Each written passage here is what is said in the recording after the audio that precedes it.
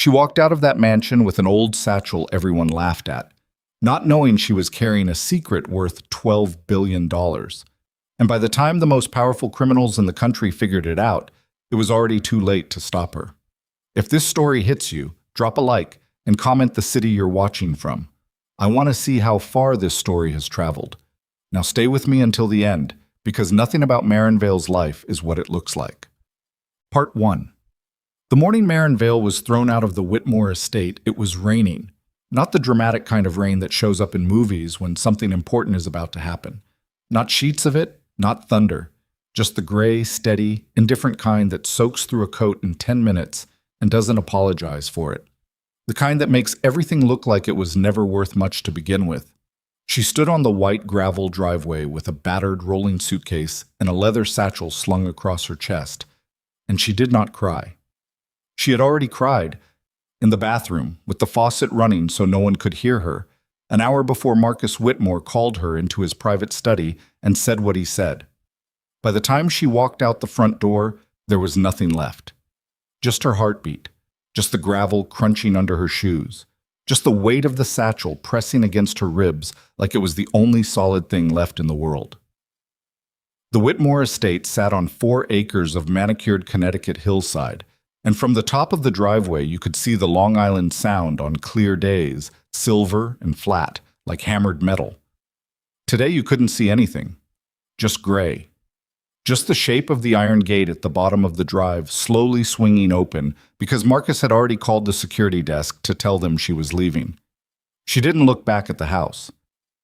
She should tell you how she got here.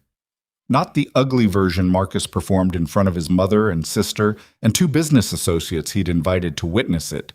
That version was theater, carefully staged to ensure maximum humiliation with minimum legal exposure. The real version is quieter and more embarrassing, the way real things usually are. Maren Vale was 31 years old. She was a freelance book restorer who had spent the last 6 years rebuilding damaged, rare texts for private collectors, small museums, and the occasional estate sale where someone discovered a water-damaged first edition in a dead relative's attic. She was good at it. She had steady hands, a graduate degree in conservation science from a second-tier university in Vermont, and the particular kind of patience that comes not from contentment, but from having learned very early that impatience costs you things you can't get back. She had met Marcus Whitmore 14 months ago at a fundraiser for a small preservation society where she'd been hired to display her restoration work. He was exactly what he looked like, tall, expensive, with the particular kind of easy charm that old money produces when it bothers to turn it on. He'd looked at her restored 19th century botanical atlas and said something intelligent about the binding technique. She had been surprised. She should have been suspicious. 14 months. An engagement ring in November. A guest bedroom in the Whitmore estate while the wedding plans were drawn up. Access to a world she had never been part of. Charity dinners, weekend houses, the comfortable assumption that certain things would simply be handled. She had not loved all of it. Some of it made her feel like a piece of furniture that had been moved to a new room and hadn't quite decided where to sit. But she had loved him, or something she'd assembled from the evidence of him, and she had allowed herself to believe that was enough. Then, last Tuesday, a woman named Petra Voss arrived at the estate. Petra was 34, blonde, frictionless in the way of people who have never once in their lives had to fight for a room's attention. She had grown up 3 houses down from the Whitmores. She had history with Marcus that everyone in that social circle apparently knew about, except Maren. The engagement announcement in the society pages had apparently been the thing that finally motivated Petra to make a phone call. Maren found out about it the way you find out about most things that have been hidden from you. Too late, by accident, with an audience. She hadn't confronted him. She'd walked into the study and he was already seated behind his desk like he'd been waiting for her, which meant someone had told him she knew, which meant she'd underestimated how carefully this had all been arranged. His mother sat in the chair by the window. His sister stood near the door, not quite blocking it. He said, "I've been thinking about this for a while. I don't think we're right for each other." She said, "Because of Petra." He said, "This isn't about Petra." She said, "Okay." That was the part his mother wrote about later in a text to someone. Marin saw it forwarded to her own phone by mistake, one of those awful accidents of modern life. She just said, okay, like she already knew she didn't belong here. Maybe that was true. Maybe Marin had known for a while and simply hadn't let herself look at it directly. She packed in 40 minutes. The suitcase held her clothes, her tools, 3 books she'd been working on. The satchel she'd already had. It had come to the estate with her, one of the only things she'd brought from her grandmother's house after Nora Vale died 18 months ago.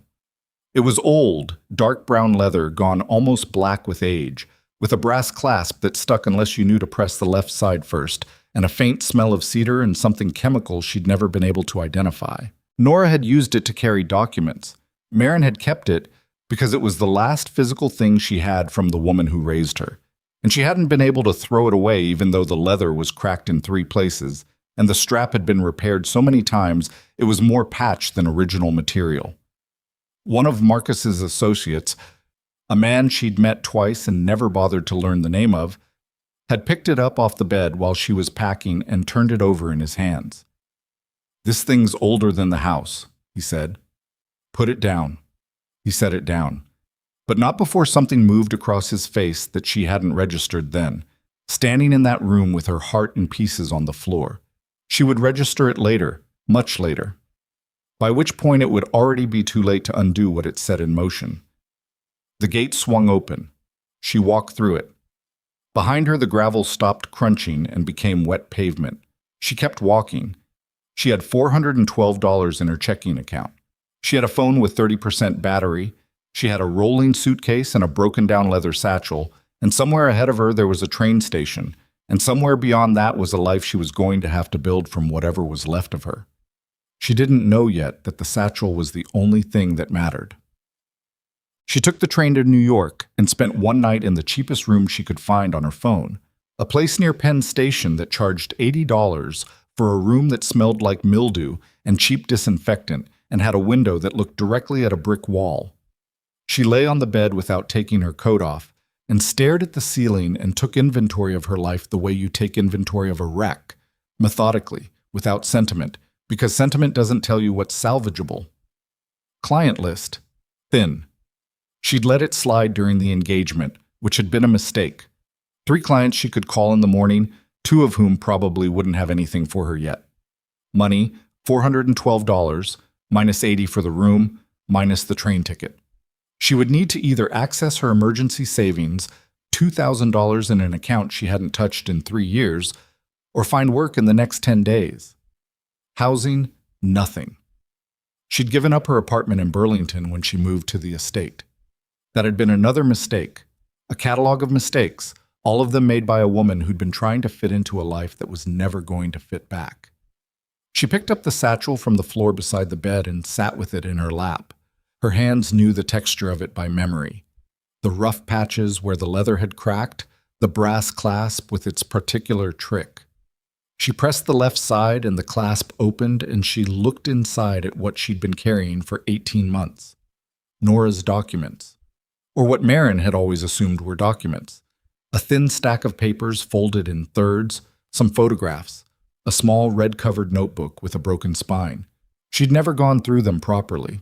After Nora died, she'd packed them into the satchel and told herself she'd sort through them when she had time.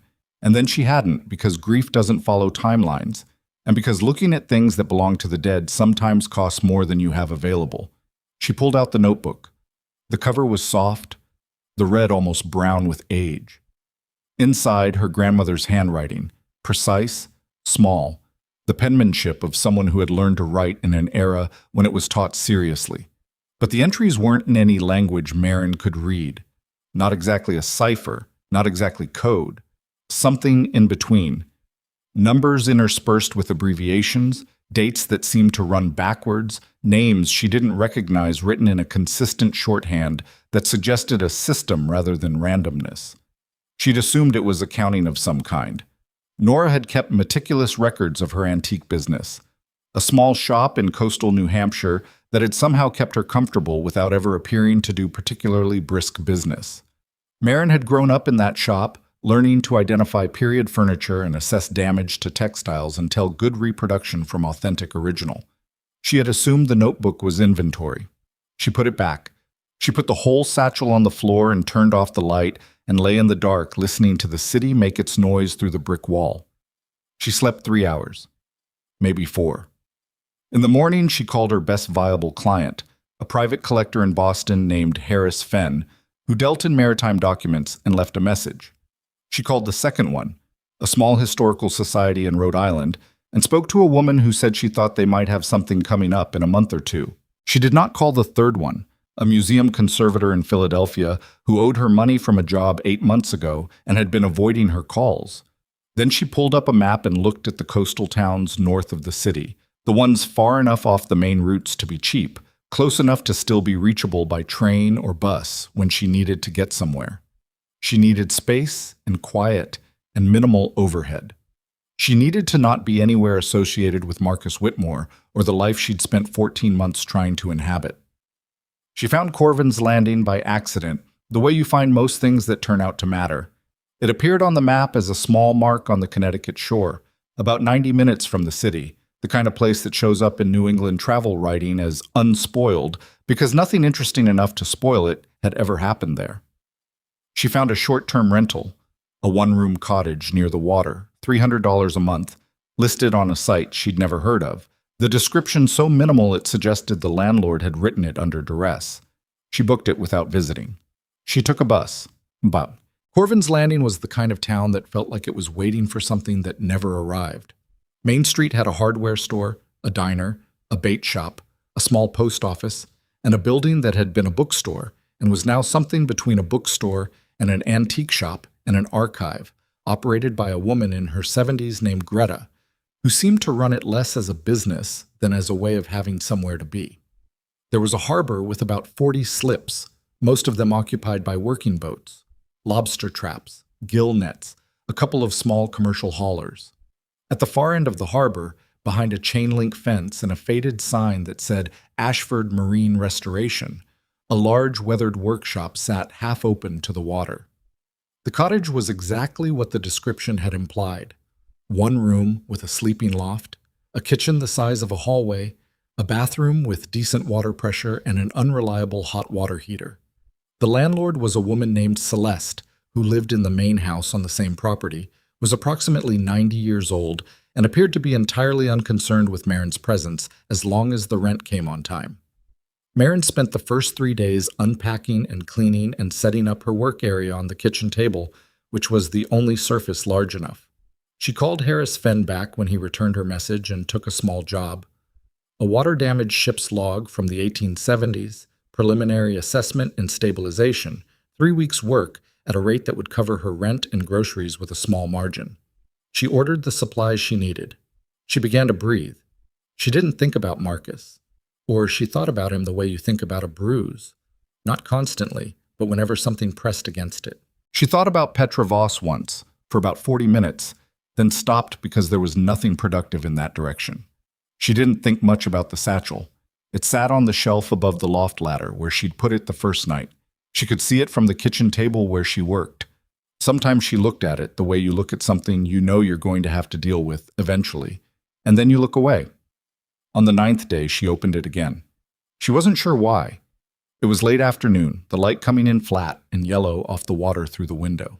She'd been working on the ship's log for 6 hours, and her hands were tired and her eyes hurt, and she'd made herself a cup of tea that had gone cold. She got up, climbed to the loft, took down the satchel, brought it back to the table. She went through it more carefully this time. Not grief, or not only grief, something more deliberate. She had steady hands and a trained eye, and the particular methodical patience of someone who had spent a decade examining damaged things for what they still contained. The papers were folded in thirds, as she'd remembered, but when she unfolded them completely on the work table, flattened them carefully the way she would a document, she saw that some of them were not papers. They were onion skin, the thin, translucent kind used for carbon copies 40 years ago, maybe 50. And the writing on them was not her grandmother's hand. Numbers. Account numbers, she thought, looking at the format. 16 digits in groups, the kind of notation she associated with financial records. But not standard. Some of them had letter prefixes she didn't recognize. And scattered through the columns were initials, 2 or 3 letters each, repeated in patterns that felt deliberate. She turned over the top sheet and found something on the back that made her sit very still. A name. Halcourt Brennan Capital Management. Verified transfer. Circa 1987 to 1994. Halcourt Brennan. She knew that name. Everyone who'd spent any time in financial news over the last decade knew that name. One of the oldest and most quietly powerful investment management firms in North America. The kind of institution that appeared occasionally in investigative journalism pieces that never quite concluded anything, because the investigators always seemed to run out of funding, or sources, or nerve before they got to the part that mattered. Her grandmother had documents connecting to Halcourt Brennan, folded in thirds inside a satchel she'd been carrying as a book bag. Maren set the sheet down. She picked up the small red notebook and opened it to the first page. The first entry she now saw was not accounting. It was a date, September 11th, 1986, and below it a single line in that precise, careful hand. First confirmed, keep this safe, tell no one. She almost didn't notice the man until he was too close. She'd gone out for the first time in 4 days, not for any particular reason, just the slow recognition that she was developing a relationship with the cottage walls that wasn't healthy. It was mid-morning, mid-October, the harbor quiet, the fishing boats already out. She walked the length of the waterfront with her hands in her coat pockets and her mind on the notebook, on the onion skin pages she hadn't yet finished reading because something kept stopping her right at the edge of understanding. The man was sitting on a dock piling near the Ashford Marine Workshop, drinking coffee from a thermos lid. He was somewhere in his late 30s, with the kind of weathered look that comes from actual outdoor work rather than recreational exposure. Hands roughed up, a scar along his left jawline that looked old. He was watching the water, not her. But when she passed within 10 feet of him, he turned, and she clocked the way he catalogued her. Fast, thorough, the way someone does when they've been trained to assess unfamiliar presences. "You the one renting Celeste's cottage?" he said. "Yes." "Ronan Ashford," he said, not moving from the piling. "Maren Vale." He nodded like this confirmed something and went back to his coffee. She kept walking. Behind her, she heard him say without inflection, "You should know the storm coming in Thursday is going to take out the power for about 6 hours. Celeste always forgets to warn people." She turned back. "How do you know?" "She's forgotten every storm for the last 4 years." She looked at him for a moment. He was still watching the water. His thermos lid was halfway full. There was a crease of grease along his right forearm that he hadn't noticed. "Thanks," she said. "Sure." She walked back to the cottage and didn't think about him again. Or not much. Later she would understand that the morning she met Ronan Ashford was the last ordinary morning she would have for a very long time, and that she had spent it worrying about a power outage instead of paying attention to what was already coming. 2 things happened on Thursday. The storm came in, as predicted, and the power went out for 5 hours and 40 minutes, starting at 3 in the afternoon. Celeste knocked on the cottage door at 2:59 with a flashlight and a battery radio, and the delivered manner of someone who had absolutely not forgotten this would happen. And at 7:40 that evening, while Maren sat at the kitchen table with a candle and the notebook open in front of her, something made her pull the satchel from the shelf and examine it again, more carefully than she had before. The exterior she'd looked at dozens of times over 18 months. The cracked leather, the patched strap, the brass clasp with its trick. What she hadn't examined, because there was no reason to examine it, was the interior. The lining. Dark brown canvas that had gone stiff with age, fitted close to the sides. She had steady hands. She ran them along the bottom of the interior, feeling for the seam where the lining met the leather shell.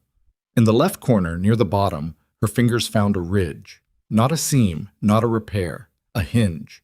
Tiny brass, almost flush with the material, almost invisible unless you were pressing your fingers into every millimeter of the interior surface with the deliberate intention of finding something hidden. She found a thin slot. No clasp, no lock, just a channel, like a groove cut into the false bottom and filled with the same canvas so you couldn't see it unless you knew to look. She pressed her index finger into the slot and pulled. A false bottom, maybe a 1/4 inch deep, running the full length of the satchel. Inside, 2 items. A folded piece of paper, heavy stock, the kind used for legal documents, and a small brass key on a loop of wire, the kind that opened safety deposit boxes. The paper, when she unfolded it, bore a letterhead she didn't recognize: Meridian Trust Holdings, Hamilton, Bermuda, and a date, June 14th, 2019. 4 months before Nora Vale died.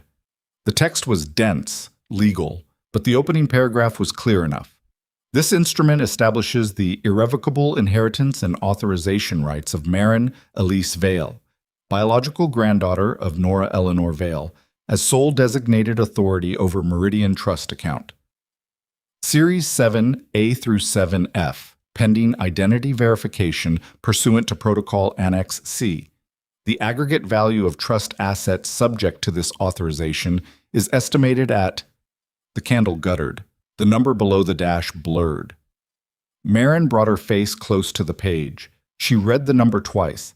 Then she sat back and stared at the dark window while the storm pushed rain against the glass in sheets, and tried to understand what it meant that her dead grandmother, a woman who had run a small antique shop in coastal New Hampshire and driven a 2003 Subaru and worn the same 4 sweaters on rotation for as long as Maren could remember, had left her $12 billion. And somewhere outside, in the rain and the dark, a man in a gray SUV sat parked on the harbor road with a phone to his ear, watching the light in the cottage window, and said to the person on the other end, "She found the compartment." The man in the gray SUV didn't move for 11 minutes. Maren counted without meaning to, the way you count things when your brain needs something mechanical to do while the rest of it catches up to what just happened. She sat at the kitchen table with the legal document pressed flat under both palms and watched the headlights through the rain-streaked window and counted the seconds between lightning and thunder. And in between those counts, she counted the minutes the SUV sat motionless on the harbor road with its engine running. 11 minutes. Then the headlights pulled away and the road was dark again. She didn't move for another 5. Then she folded the document along its original creases, put it back in the false bottom with the key, pressed the canvas panel down until it sat flush, and put the satchel on the floor between her feet where she could feel it against her ankle. She blew out the candle, sat in the dark. The power came back on at 8:53. Every light in the cottage flared to life at once, and she reached up and turned off every one of them except the small lamp over the kitchen sink. Then she stood at the window at an angle, not directly in front of it, but to the side where she could see the road without being fully visible from outside, and watched the harbor. Nothing. Rain, the mass of the docked boats moving in the wind. She told herself it was a coincidence. Someone sitting in a parked car in a storm, talking on a phone. People did that. That was a thing people did. She didn't believe herself, but she held the thought anyway, the way you hold a piece of damaged material while the adhesive sets, not because it's fixed yet, but because releasing it too early makes everything worse. Once, she didn't sleep. At 6 in the morning, she put on her coat, put the satchel across her chest, and went to the diner on Main Street, which opened at 5:30 and smelled like coffee and bacon grease in a way that was more comforting than it had any right to be. She took the back corner booth. She ordered coffee and eggs she didn't eat and spread the onion skin pages on the table in the order she'd found them and read them through twice, slowly, with the particular attention she gave to damaged documents. Not reading for narrative, but reading for structure, for the logic underneath the surface. By the time her coffee was cold, she had a framework. The pages covered a period from 1987 to 1994. The account numbers, she was now fairly certain they were account numbers or identifiers connected to accounts, corresponded to what appeared to be transfers, not deposits, not withdrawals. Transfers. Money moving from one place to another, the same money moving repeatedly, routed through what the letter prefixes suggested were multiple jurisdictions. The initials repeated throughout the columns were names, she thought, not full names, but consistent identifiers for individuals. Some appeared only once or twice. 3 of them appeared dozens of times.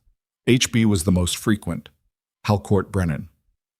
MT appeared almost as often, always adjacent to the trust instrument notation, always with a 7-digit figure in the next column. V, just the single letter, alone, appeared 9 times, always at the bottom of a column, always with a red notation in the margin that looked like it had been added later in a different pen, her grandmother's notation. Marin set down the pages and stared at the rain-blurred window of the diner for a long moment. Then she picked up her phone and searched. Meridian Trust Holdings, Bermuda. The search returned almost nothing. A registration filing from 1994. A brief mention in a 2003 academic paper about offshore financial structures. A footnote in a 2011 investigative piece about Caribbean tax shelters that had been published in a financial journal she'd never heard of, written by a journalist whose name she also didn't recognize. She searched the journalist's name, Callaway Prentice. 3 articles, all published before 2012. Nothing after. She put the phone face down on the table and sat with that for a minute. Then the bell above the diner door rang and Ronan Ashford walked in. He was wearing a work jacket that was damp at the shoulders, and he needed a shave, and he ordered coffee at the counter before he turned and saw her. For a half-second, something moved across his face. Not surprise exactly, more like a quick recalibration, the adjustment of someone who's used to processing unexpected information without showing it. Then he picked up his cup and walked to her booth and stood there. Mind? She looked at the papers on the table. She stacked them and turned them face down before she said, "Go ahead." He sat. He drank his coffee. He didn't say anything for 30 seconds, which she noticed and cataloged. Most people couldn't sit in silence for 30 seconds without filling it. "You're up early," he said. "So are you." "I start at 6. "Do you always come to the diner first?" "Usually." He looked at the stack of papers she'd turned over, then at her, then at his coffee. "You look like you didn't sleep." "I didn't." "Storm keep you up?" She looked at him. The scar on his jaw in better light was a clean line, surgical precision, not a fight scar. The kind that came from something very fast and very sharp. His hands around the coffee cup were still, the way hands get still when they've learned to stay that way. "There was a car parked on the harbor road last night," she said. "Gray SUV, sitting there for about 10 or 12 minutes with the engine running. You know who that might have been?" He didn't look away. "No." "You sure?" "I said no." He paused. "What time?" "Between 7:40 and 8. He nodded slowly, like he was filing it. "I'll ask around." "Don't," she said. That landed. He looked at her again, really looked, the kind of look that's reading rather than seeing. "Okay," he said. She picked up her coffee. "Do you know a Greta? Runs the bookshop on Main?" "Greta Saul. Yeah. Everyone knows Greta." "Does she know anything about local history, property records, that kind of thing?" "Greta knows everything about everything," he said. "She just makes you work for it." He finished his coffee, put down $2, and stood. "Storm took some shingles off the east side of Celeste's main house. I told her I'd look at it this morning. If you need anything patched, let me know." "I'm fine." "I know." He said it without any particular inflection, the way you say something that's true rather than something that's kind. And he went out the door, and the bell rang again, and she was alone in the corner booth with her face-down papers and her cold coffee and the satchel pressing against her ribs. She turned the papers back over and kept reading. Greta Saul's shop was called Tidewater Books and Other Things, and the Other Things was doing a lot of work. The front third was books. Stacked, shelved, piled on tables with a logic that wasn't immediately apparent, but probably was if you knew her system. The back 2/3 was something else. Framed maps, wooden crates full of folded documents, shelving units with labeled archive boxes, a glass case containing what appeared to be navigational instruments. The smell was paper and salt, and something close to the cedar and chemical smell of Nora's satchel, and walking in, Marin stopped for a moment just inside the door. Greta was somewhere behind a shelf. "We're not quite open yet," she said, not appearing. "I can come back." "No, come in. I don't actually open and close so much as present myself as a public resource during variable hours." Greta emerged from behind a shelf of maritime charts. She was somewhere between 70 and 80, with white hair pulled back tight and glasses on a beaded chain around her neck. She looked at Marin with the direct, assessing look of someone who has been reading people for longer than most people have been alive. "You're in Celeste's cottage." Marin Vale. Greta Saul. What are you looking for? Marin had thought about how to frame this on the walk over. Offshore trust instruments, historical, specifically anything connected to asset transfers in the late 80s and early 90s. Greta looked at her for a long moment. That's a very specific thing for a book restorer to be interested in. Marin went still. How did you know? Celeste mentioned what you do. This is a small town, Ms. Vale. Greta put on her glasses. Come to the back. The back room was more archive than shop. Filing cabinets, boxes, a large table under a fluorescent light. Greta moved through it with the ease of someone who had organized it herself and remembered every choice she'd made. There was a journalist came through here in 2009, Greta said, pulling open a filing cabinet drawer. Young man, very determined. He was looking into property transfers, specifically coastal properties and maritime assets that had changed hands in the late 80s through what he called corporate succession instruments, which is a very clean way of saying they were stolen. Callaway Prentice? Marin said. Greta turned and looked at her.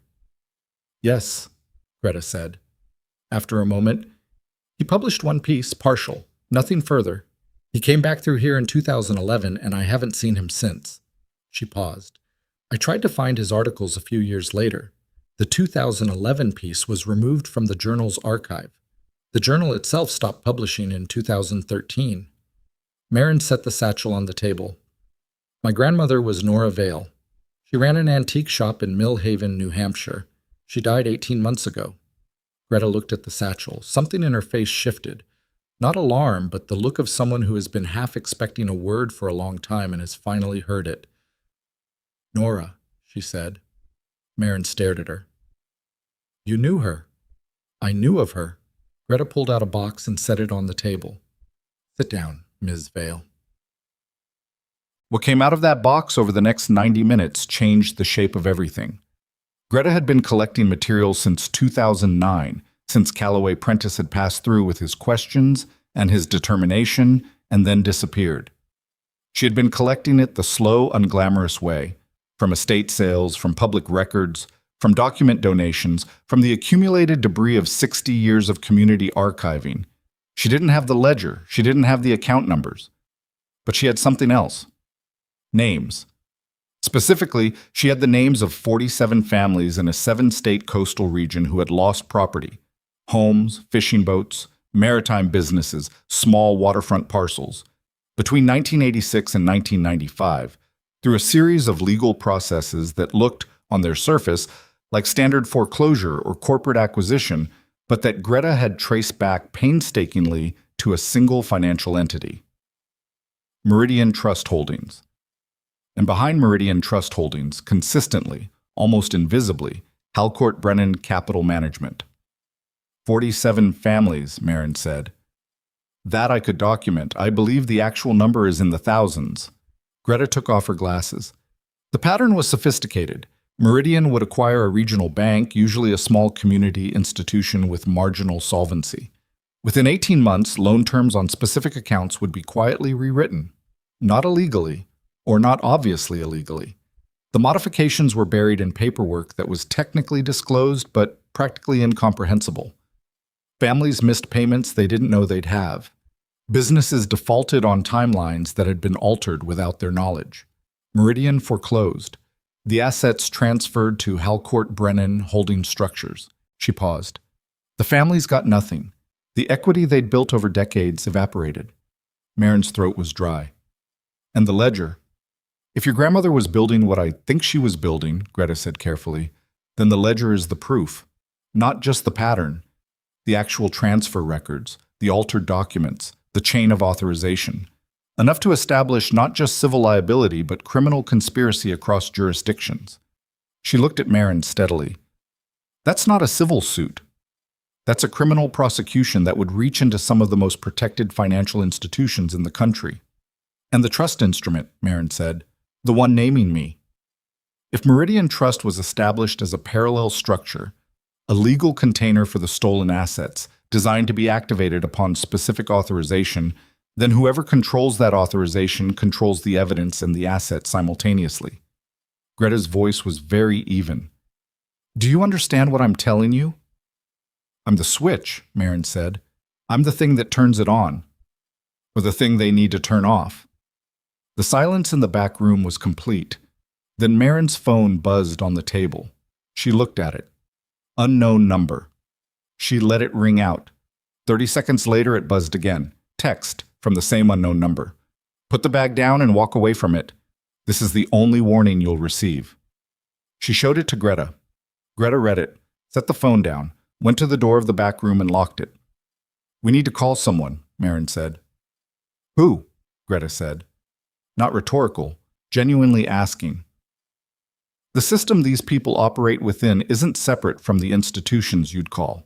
The reason Callaway Prentice's articles disappeared, the reason 47 families never got a lawyer to take their cases, the reason your grandmother spent 40 years collecting evidence and told no one. She stopped. Who would you call, Ms. Vale? Marin looked at her phone, looked at the satchel. I need to think, she said. You need to move, Greta said. Thinking can happen while you're moving. What? She went back to the cottage and in 20 minutes packed everything that mattered. Tools, the ship's log she'd been working on, the onion skin pages, the document from the false bottom, the notebook, the key, into the satchel, and a canvas bag. She did it methodically, with the same steadiness she brought to damaged materials. Assess what's salvageable, prioritize by irreplaceability, don't waste movement. She was zipping the canvas bag when the knock came at the door. Hard, deliberate. Not the knock of someone who was uncertain about being there. She stood still. Ms. Vale. A man's voice, flat, professional. We know you're inside. We'd like to speak with you about an item in your possession. We're not here to hurt you. We. Plural. She looked at the door. Old wood, single bolt, a lock that Celeste had probably last changed when Reagan was president. She looked at the window on the opposite wall, overlooking the small yard between the cottage and the main house. Miss Vale? Less patient now. We can do this simply, or we can do it differently. The choice is yours. She picked up the satchel and the canvas bag. She went to the window. She undid the latch with 2 fingers, slow, no sound, pushed it up 6 inches. Last chance to... She went through the window. She landed in the wet grass and was moving before she was fully upright, around the corner of the cottage, through the gap in the hedge that she'd noticed on the 3rd day, without registering why she'd noticed it, and out onto the side street that ran parallel to the harbor road. Behind her, she heard the cottage door come open. They hadn't knocked it down, which meant they had a key, which meant someone had given it to them, which meant Celeste or the landlord listing or something else she didn't have time to think about. She ran. Not full sprint. That draws attention and exhausts you in 90 seconds. But fast, purposeful, the satchel held against her chest with both arms so it didn't swing. The harbor road was 50 feet to her left. She went right, uphill, toward the residential streets behind Maine, where the houses were closer together and the yards had fences, and there were enough visual breaks to make a pursuit complicated. She was halfway up the hill when a hand closed on her arm. She spun, already pulling back, her elbow coming up. It's me. Ronan. He was breathing fast, which meant he'd been running too. His work jacket was open and he was looking past her, back down the hill. Gray SUV, he said. Harbor Road. 2 men on foot. One's at your cottage, one circling north. She stared at him. You were watching? Yes. Since when? Since this morning. He was still looking past her. We can talk about this later. Move. Why should I trust you? He looked at her then, directly. Because I'm the one telling you to run instead of telling you to stay calm and come with me quietly. He paused. They're circling. We have maybe 40 seconds before the one going north turns the corner. She looked at him for 1 full second. Then she moved. He took her through these residential blocks and then down a service alley behind the hardware store and through a gate she wouldn't have known was unlocked and across a gravel lot to the marine workshop at the end of the harbor. Inside it smelled like varnish and salt and engine oil, and it was large enough and full enough of boat carcasses in various states of restoration that you could disappear in it if you knew where to stand. He closed the rolling door to 3/4 and went to a window and looked out at the harbor road without touching the glass. She stood in the middle of the workshop floor with the satchel still clamped against her chest and tried to get her breathing down. Her hands were shaking. She noticed that and gripped the satchel strap until they stopped. "Who are they?" she said. "I don't know specifically." He was still looking out the window. "I know the firm they're likely working for." She waited. "Before this," he gestured at the workshop around them, "I worked in military intelligence. 12 years. The last 2 were attached to a financial crimes task force that was building a case against a structure of offshore accounts connected to an asset management company." He paused. "Halcourt Brennan." Marin felt the floor shift under her, though nothing moved. "The case was shut down," he said. "Officially, insufficient evidence. Unofficially, the investigators started experiencing problems. Legal problems. Personal problems. One of them died in a car accident in Maryland." He finally turned from the window. "I left. I came here. I thought I was done with it." He looked at the satchel. "What's in the bag, Marin?" She looked at him. 6 years ago, she'd have spent an hour deciding whether to answer a question like that. 6 years of meticulous, patient work on damaged things had recalibrated her sense of what damage looked like. What was broken versus what looked broken. What held together versus what only appeared to. This man was not performing caution. He was living inside it. "Evidence," she said. "My grandmother spent 40 years collecting it." Something moved across his face.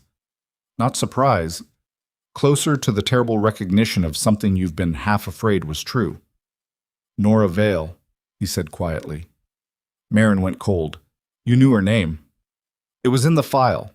The task force file." He exhaled slowly.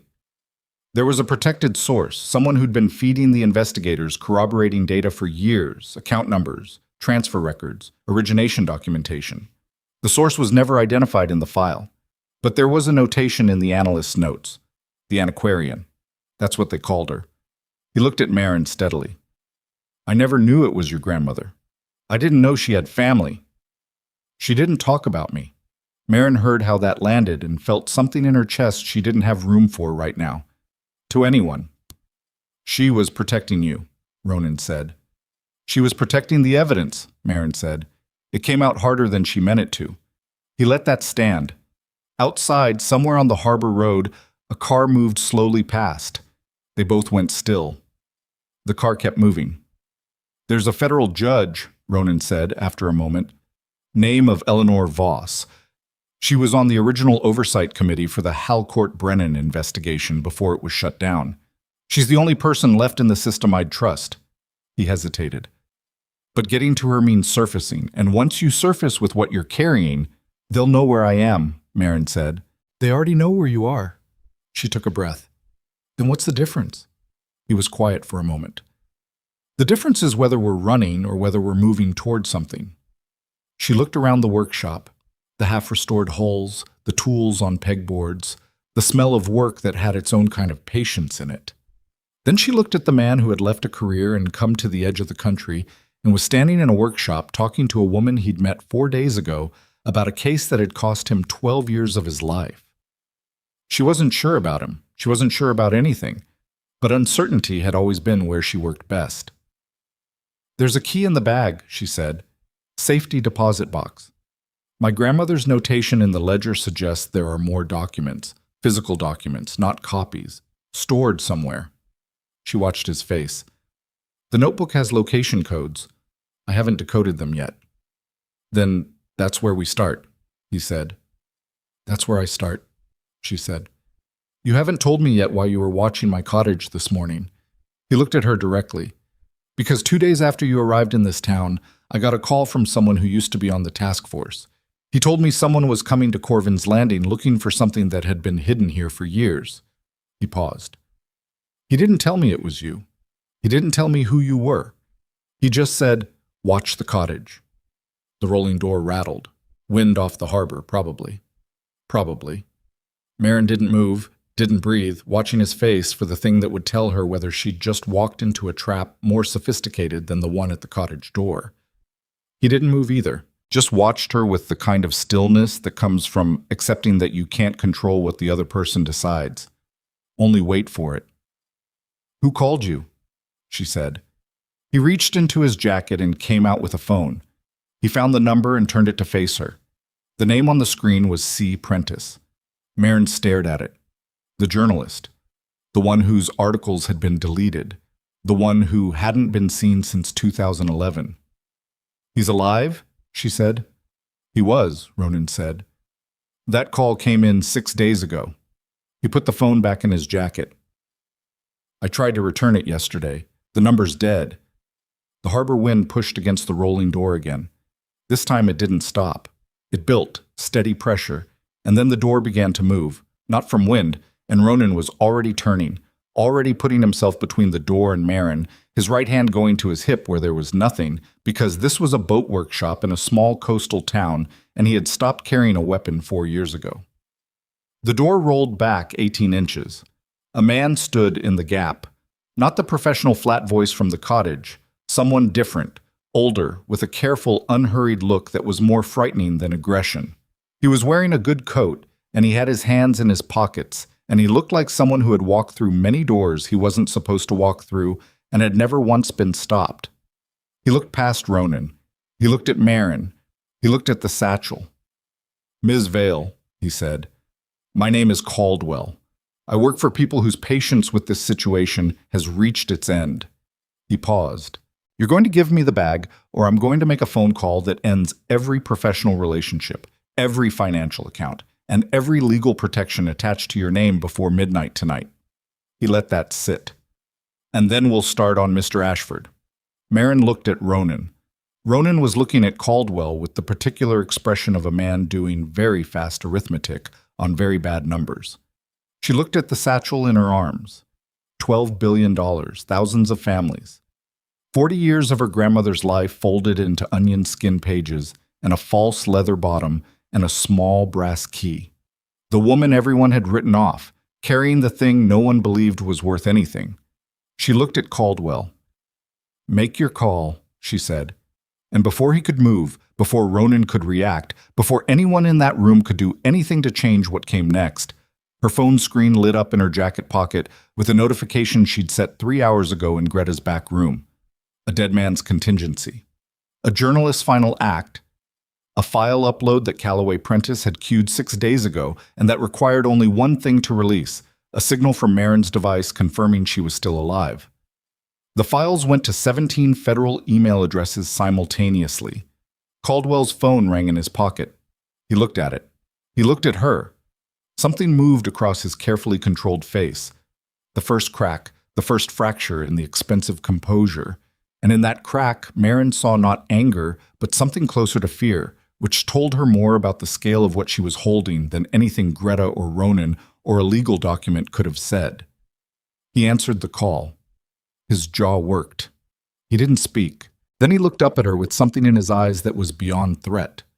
It was the look of a man who has just recalculated everything and arrived at a number that means she cannot be allowed to reach morning. He closed the phone. "You have no idea," he said quietly, "how many people are going to come for you tonight." He stepped back. The door rolled down, and the silence left behind was the loudest thing Marin Vale had ever heard. The silence lasted 4 seconds. Then Ronan moved. He went to the rolling door and pressed his ear against the cold metal and listened with the focused stillness of someone who had learned to extract information from sound the way other people extracted it from words. He held that position for 15 seconds. Then he stepped back. "He's gone," he said. "For now." Marin was still standing in the middle of the workshop floor with the satchel against her chest and her phone in her hand and the notification screen showing 17 sent confirmations, green check marks in a column like a small, neat verdict. She was breathing through her nose, slow, the way she breathed when her hands needed to be steady over a damaged page. Her heart was doing something that wasn't quite panic, something faster and colder, the physical sensation of having just committed to something irreversible. "What did you send?" Ronan said. "Files Prentice uploaded 6 days ago. He queued them to release on a signal from my device." She looked at the confirmations. "I don't know exactly what was in them." He set the trigger before I knew any of this existed. You released evidence you haven't read. He knew what he was doing. Prentice is probably dead, Marin. I know. She put the phone in her jacket, which means he had one shot at making sure this couldn't be buried again, and he built it so it didn't require him to be alive to pull it off. She looked at Ronan. He needed someone to generate the signal, someone alive in possession of the original materials, whose identity would verify the chain of custody. She paused. He needed me specifically. He knew my grandmother. He knew the inheritance structure. He built the trigger around my device signature. Ronan was quiet for a moment. That means he'd been watching you. Or watching for me, since before my grandmother died. She felt the weight of that settle, not warmly. The idea that her grandmother's last 18 months had been a countdown, and that Calloway Prentice had been positioning pieces around her life while she was trying on wedding venues in Connecticut. We need to move, Caldwell said tonight. He said people, plural. Yes. Where? She thought about the key in the false bottom of the satchel, the location codes in the notebook she hadn't finished decoding, the legal instrument naming her as sole authorization for $12 billion in frozen offshore assets. There's a safety deposit box somewhere. The notebook has codes I need to decipher. If the original transfer documents are in that box, the physical originals, then what Prentice sent was corroborating data. The primary evidence is still here. She tapped the satchel. With me. Which is why Caldwell walked away instead of taking it. She looked at him. Think about it, Ronan said. He had us in a closed space, two of us, one of him. But someone that caliber doesn't come alone. If they wanted to take it by force, they could have. He was working through it the way he'd probably worked through 100 tactical scenarios, the rhythm of it visible in the way his eyes moved. He walked because forcing it creates a chain of evidence problems. The legal instrument names you specifically. If you're coerced, or if something happens to you, the authentication breaks. The trust can't be activated by anyone else. He met her eyes. They need you cooperative, or they need you to disappear completely. Those are the only two options that work for them. Then why give me until midnight? He didn't give you until midnight. He told you people were coming tonight. That's different. Ronan picked up a set of keys from a pegboard by the window. It means they're already moving, and midnight is approximately when the perimeter closes. Marin looked at the workshop around her, the half-built hulls, the dark water visible through the gap in the rolling door, the smell of work and salt. What's outside the perimeter? My truck, he said. 40 feet north behind the fuel shed. One road out of this harbor, and they'll have someone on it within the hour if they don't already. He paused. There's another option, the water. She looked at the boats. The alderman, he said, nodding toward a 40-foot wooden ketch in the far slip, dark-hulled, rigging laid down flat on the deck. She runs. I had her out 2 weeks ago. Not fast, but she's quiet and she draws shallow, and I know this coastline well enough to run it without GPS. Where would we go? There's a marina in Westbrook, 40 minutes by water. From there, highway. Highway to where? He looked at her steadily. You said there's a federal judge, Eleanor Voss. I said your contact said there's a federal judge. Yes, and your contact is probably dead. Yes. He didn't flinch from it. She stood there for another 3 seconds, which was all she could afford. Get the boat ready, she said. Well, they were 20 minutes out of Corvin's Landing Harbor, running without lights in a darkness so complete the water and the sky had become the same texture. When Marin's phone picked up a cell signal strong enough to load a news alert, she almost didn't open it. She was sitting in the main cabin with the satchel between her feet and the notebook open on her knees, working through the location codes by the light of a small battery lantern, and the buzz of the alert was almost ignorable. She opened it. The headline took 3 seconds to resolve on the screen and another 5 seconds to mean what it meant. Fugitive financier Marin Vale sought in connection with fraudulent wire transfers. Federal warrant issued. The article was dated 40 minutes ago. There was a photograph, her photograph, taken from what appeared to be a LinkedIn profile she hadn't updated in 3 years, slightly grainy, reproduced with the particular quality of images that are selected to make someone look guilty rather than human. The article named her as the primary suspect in a series of fraudulent international wire transfers totaling over $400 million, linked to offshore accounts in 3 jurisdictions. It cited unnamed federal sources. It mentioned that her bank accounts had been frozen pending investigation. It mentioned Halcourt Brennan Capital Management as among the defrauded parties. She read that sentence twice. Then she read the whole article again from the beginning with the particular attention of someone looking for the architecture beneath the words. Not what it said, but how it had been assembled. Who had the access and the speed to place a story this detailed in a credible outlet 40 minutes after Caldwell had walked out of a boat workshop in a coastal town most people had never heard of. She went up to the cockpit. Ronan was at the wheel, one hand on the compass, watching the dark water. The wind off the Sound was cold and tasted like brine. She handed him the phone. He read it. His jaw worked. He handed it back. "How long to get that placed?" she said. "With enough prep? An hour? With the infrastructure they have?" He paused. 20 minutes. Which means they had it ready before Caldwell came to the workshop. Yes. Which means they knew about the files before I triggered the release. Ronan was quiet for a moment. Or they assumed you would. They've been watching you since before you arrived in Corvin's Landing. They knew what Prentice built. They knew what the trigger would do. He adjusted the wheel a half degree. The article was insurance. If you released the files and surfaced publicly with the evidence, they needed a counter-narrative in place immediately. He looked at the dark water ahead. "They've done this before." "Callaway Prentice," Marin said. "Yes." She stood in the cold cockpit with the phone in her hand and felt the particular exhaustion that comes not from physical effort, but from the sustained compression of shock. The way each new piece of information lands, not as an addition, but as a replacement, reshaping what you thought you understood about the ground you were standing on. Her bank accounts were frozen. Her name was attached to a federal warrant.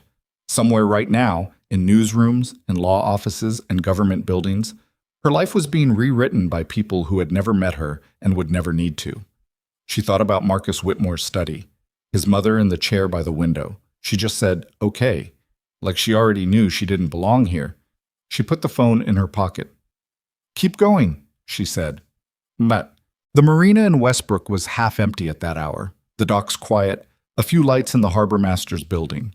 They tied up at a guest slip without anyone appearing to ask them about it. Ronan had a car here, an old pickup registered to the marine restoration business, parked in the public lot since the previous week. He didn't explain further, and she didn't ask. They drove. Interstate 95, heading south, and for a while neither of them spoke, and the silence was not comfortable, but it was functional, the silence of two people who both had too much information and not enough of the right kind. An hour out of Westbrook, Marin decoded the first location code. She'd been working at it since the marina, with the notebook spread on her lap and her phone's flashlight cutting across the pages. The system her grandmother had used was not a conventional cipher.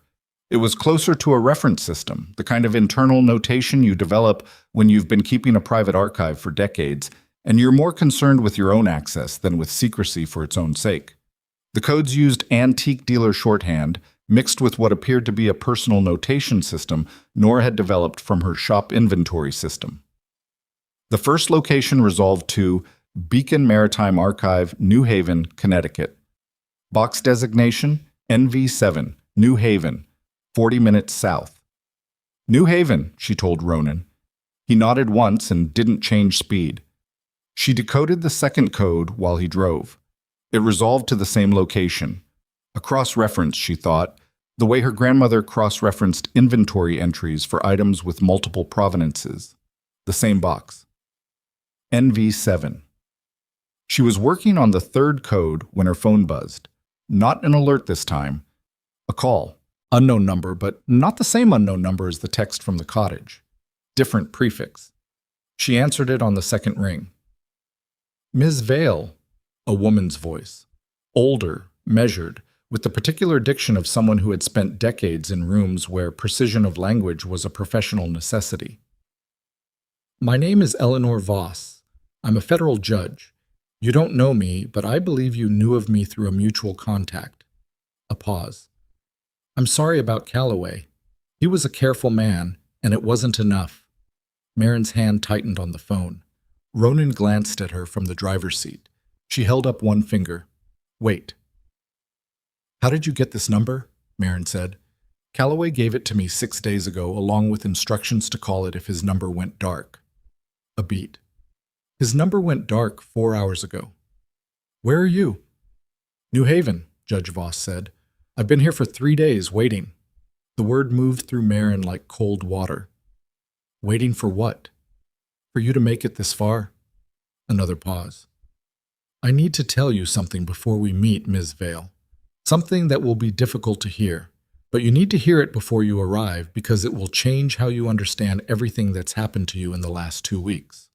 The judge's voice was steady in the way of someone delivering a prepared statement, carefully controlled, aware of the damage the words would do. The man you're traveling with, Ronan Ashford. Marin looked at Ronan. He was watching the road. His hands were on the wheel at 10 and 2. His face was composed, unreadable. What about him? Marin said.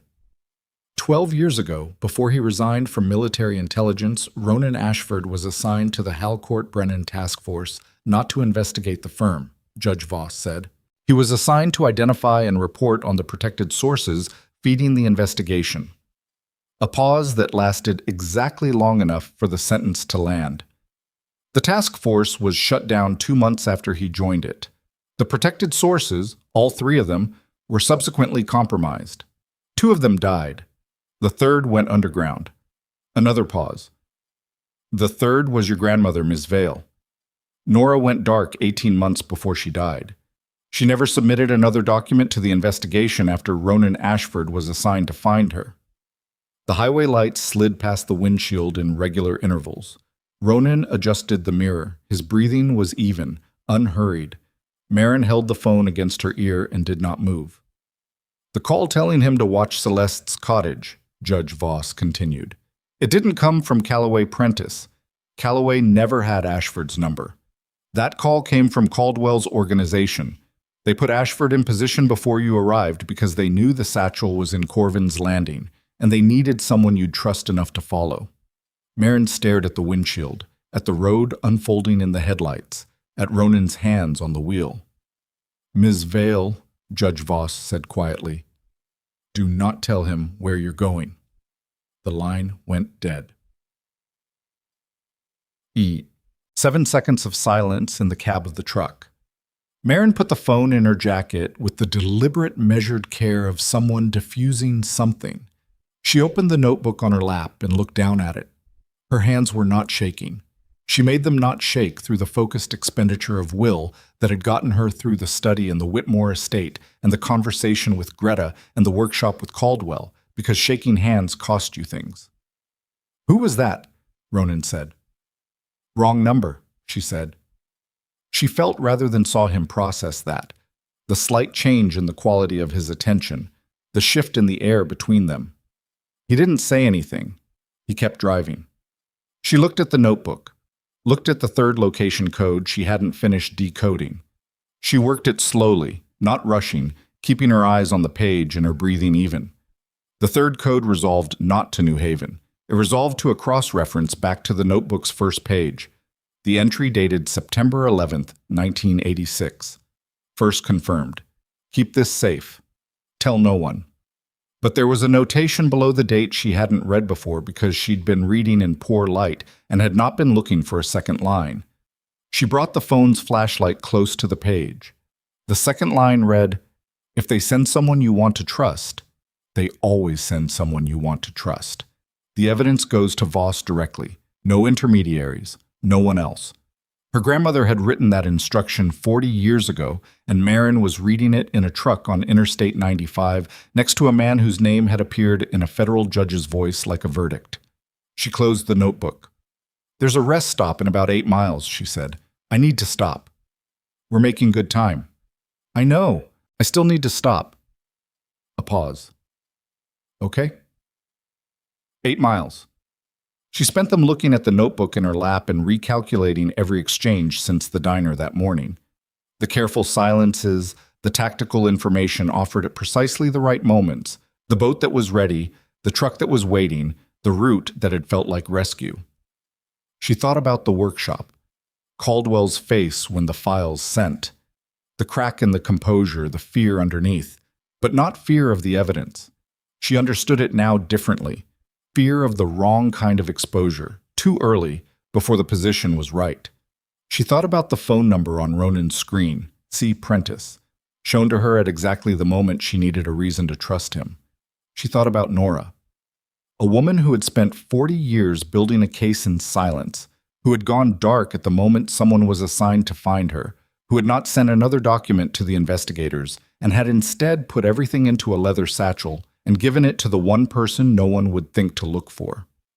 She was protecting you, Ronan had said. She was protecting the evidence, Marin had said back. They were both right, and they were the same thing.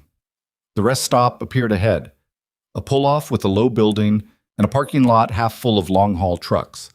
Ronan put on the turn signal, pulled in, parked near the building. "I'll be 5 minutes," Marin said. I'll be 5 minutes," she said, and the flatness in her voice landed between them like a physical thing. He stopped. He looked at her, and for a moment, a single, calibrated moment, she saw the recalibration happen behind his eyes. Not surprise. Not guilt. Something more controlled than either. The adjustment of a man who has just understood that the calculation has changed. "Okay," he said. She took the satchel and went inside. The women's restroom had a window. She'd noted the angle of the building when they pulled in. The window was 6 feet off the ground, but there was a trash receptacle mounted to the wall below it, and the window latch was the kind that pushed out rather than up. She had it open in under 30 seconds. She went through it, dropped to the pavement, and moved immediately into the dark between two parked long haulers. She stood there for a count of 10 with her back against cold metal, and her breath making small clouds, and the satchel pressed against her chest. No footsteps from the building. No shout. No sound of the truck's door opening. She moved down the line of trucks toward the far end of the lot. There was a woman in the cab of the third truck, visible through the windshield, paperwork on the steering wheel, a coffee thermos wedged in the cup holder. Marin came to the passenger door and knocked twice. The woman looked up, looked at Marin, looked at the dark lot behind her. Marin held up 320s she'd had folded in her coat pocket since Westbrook, cash from a gas station ATM, the last $60 her account had held before it was frozen. The window came down 3 inches. "Where are you headed?" Marin said. The woman looked at the cash, looked at Marin's face. Whatever she read there was sufficient. "New Haven first," the woman said. "Then Hartford." Marin held the money flat against the window. "New Haven is all I need." Boopam. She rode in the passenger seat of the long hauler with the satchel on her lap and watched the highway in the side mirror for the lights of an old pickup that never appeared. Either he hadn't followed or he was waiting. She didn't know which, and she sat with not knowing the way she sat with everything she couldn't resolve. Present with it, not at peace with it, working around it. The truck driver's name was Carol. She asked no questions and offered no conversation and drove with the easy competence of someone who had crossed this stretch of highway so many times it had become a kind of silence rather than a road. Marin was grateful for it in a way she couldn't have articulated. The gratitude had something to do with the simple fact of a stranger who was exactly what she appeared to be. At 11:40, Carol pulled the rig into a truck depot on the west side of New Haven, and Marin got out and thanked her, and Carol nodded and pulled away without ceremony. Marin stood in the depot lot with the cold November air coming off the harbor, and her phone at 18% battery and an address she'd pulled from a legal directory for the Beacon Maritime Archive, 6 blocks north. She started walking. The streets were quiet at this hour. She went fast, not running, her eyes moving the way they'd learned to move in the last several hours, not looking for anything specific, looking for anomaly, for the wrong kind of stillness or the wrong kind of movement. She saw nothing, which meant nothing, because the people who were good at this didn't show until they intended to.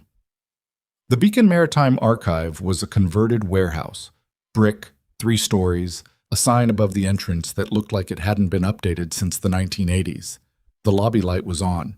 The front door, when she tried it, was unlocked. She pushed it open. The lobby was small. A reception desk, Unmanned, a directory board with room numbers, a staircase. On the reception desk, a yellow sticky note with one line of handwriting. Third floor, room 12, EV. She took the stairs. Room 12 was at the end of a corridor that smelled of old paper and climate control, the particular preserved smell of a place that exists to keep time from doing what time does. The door was closed, but light came through the gap at the bottom. She knocked once.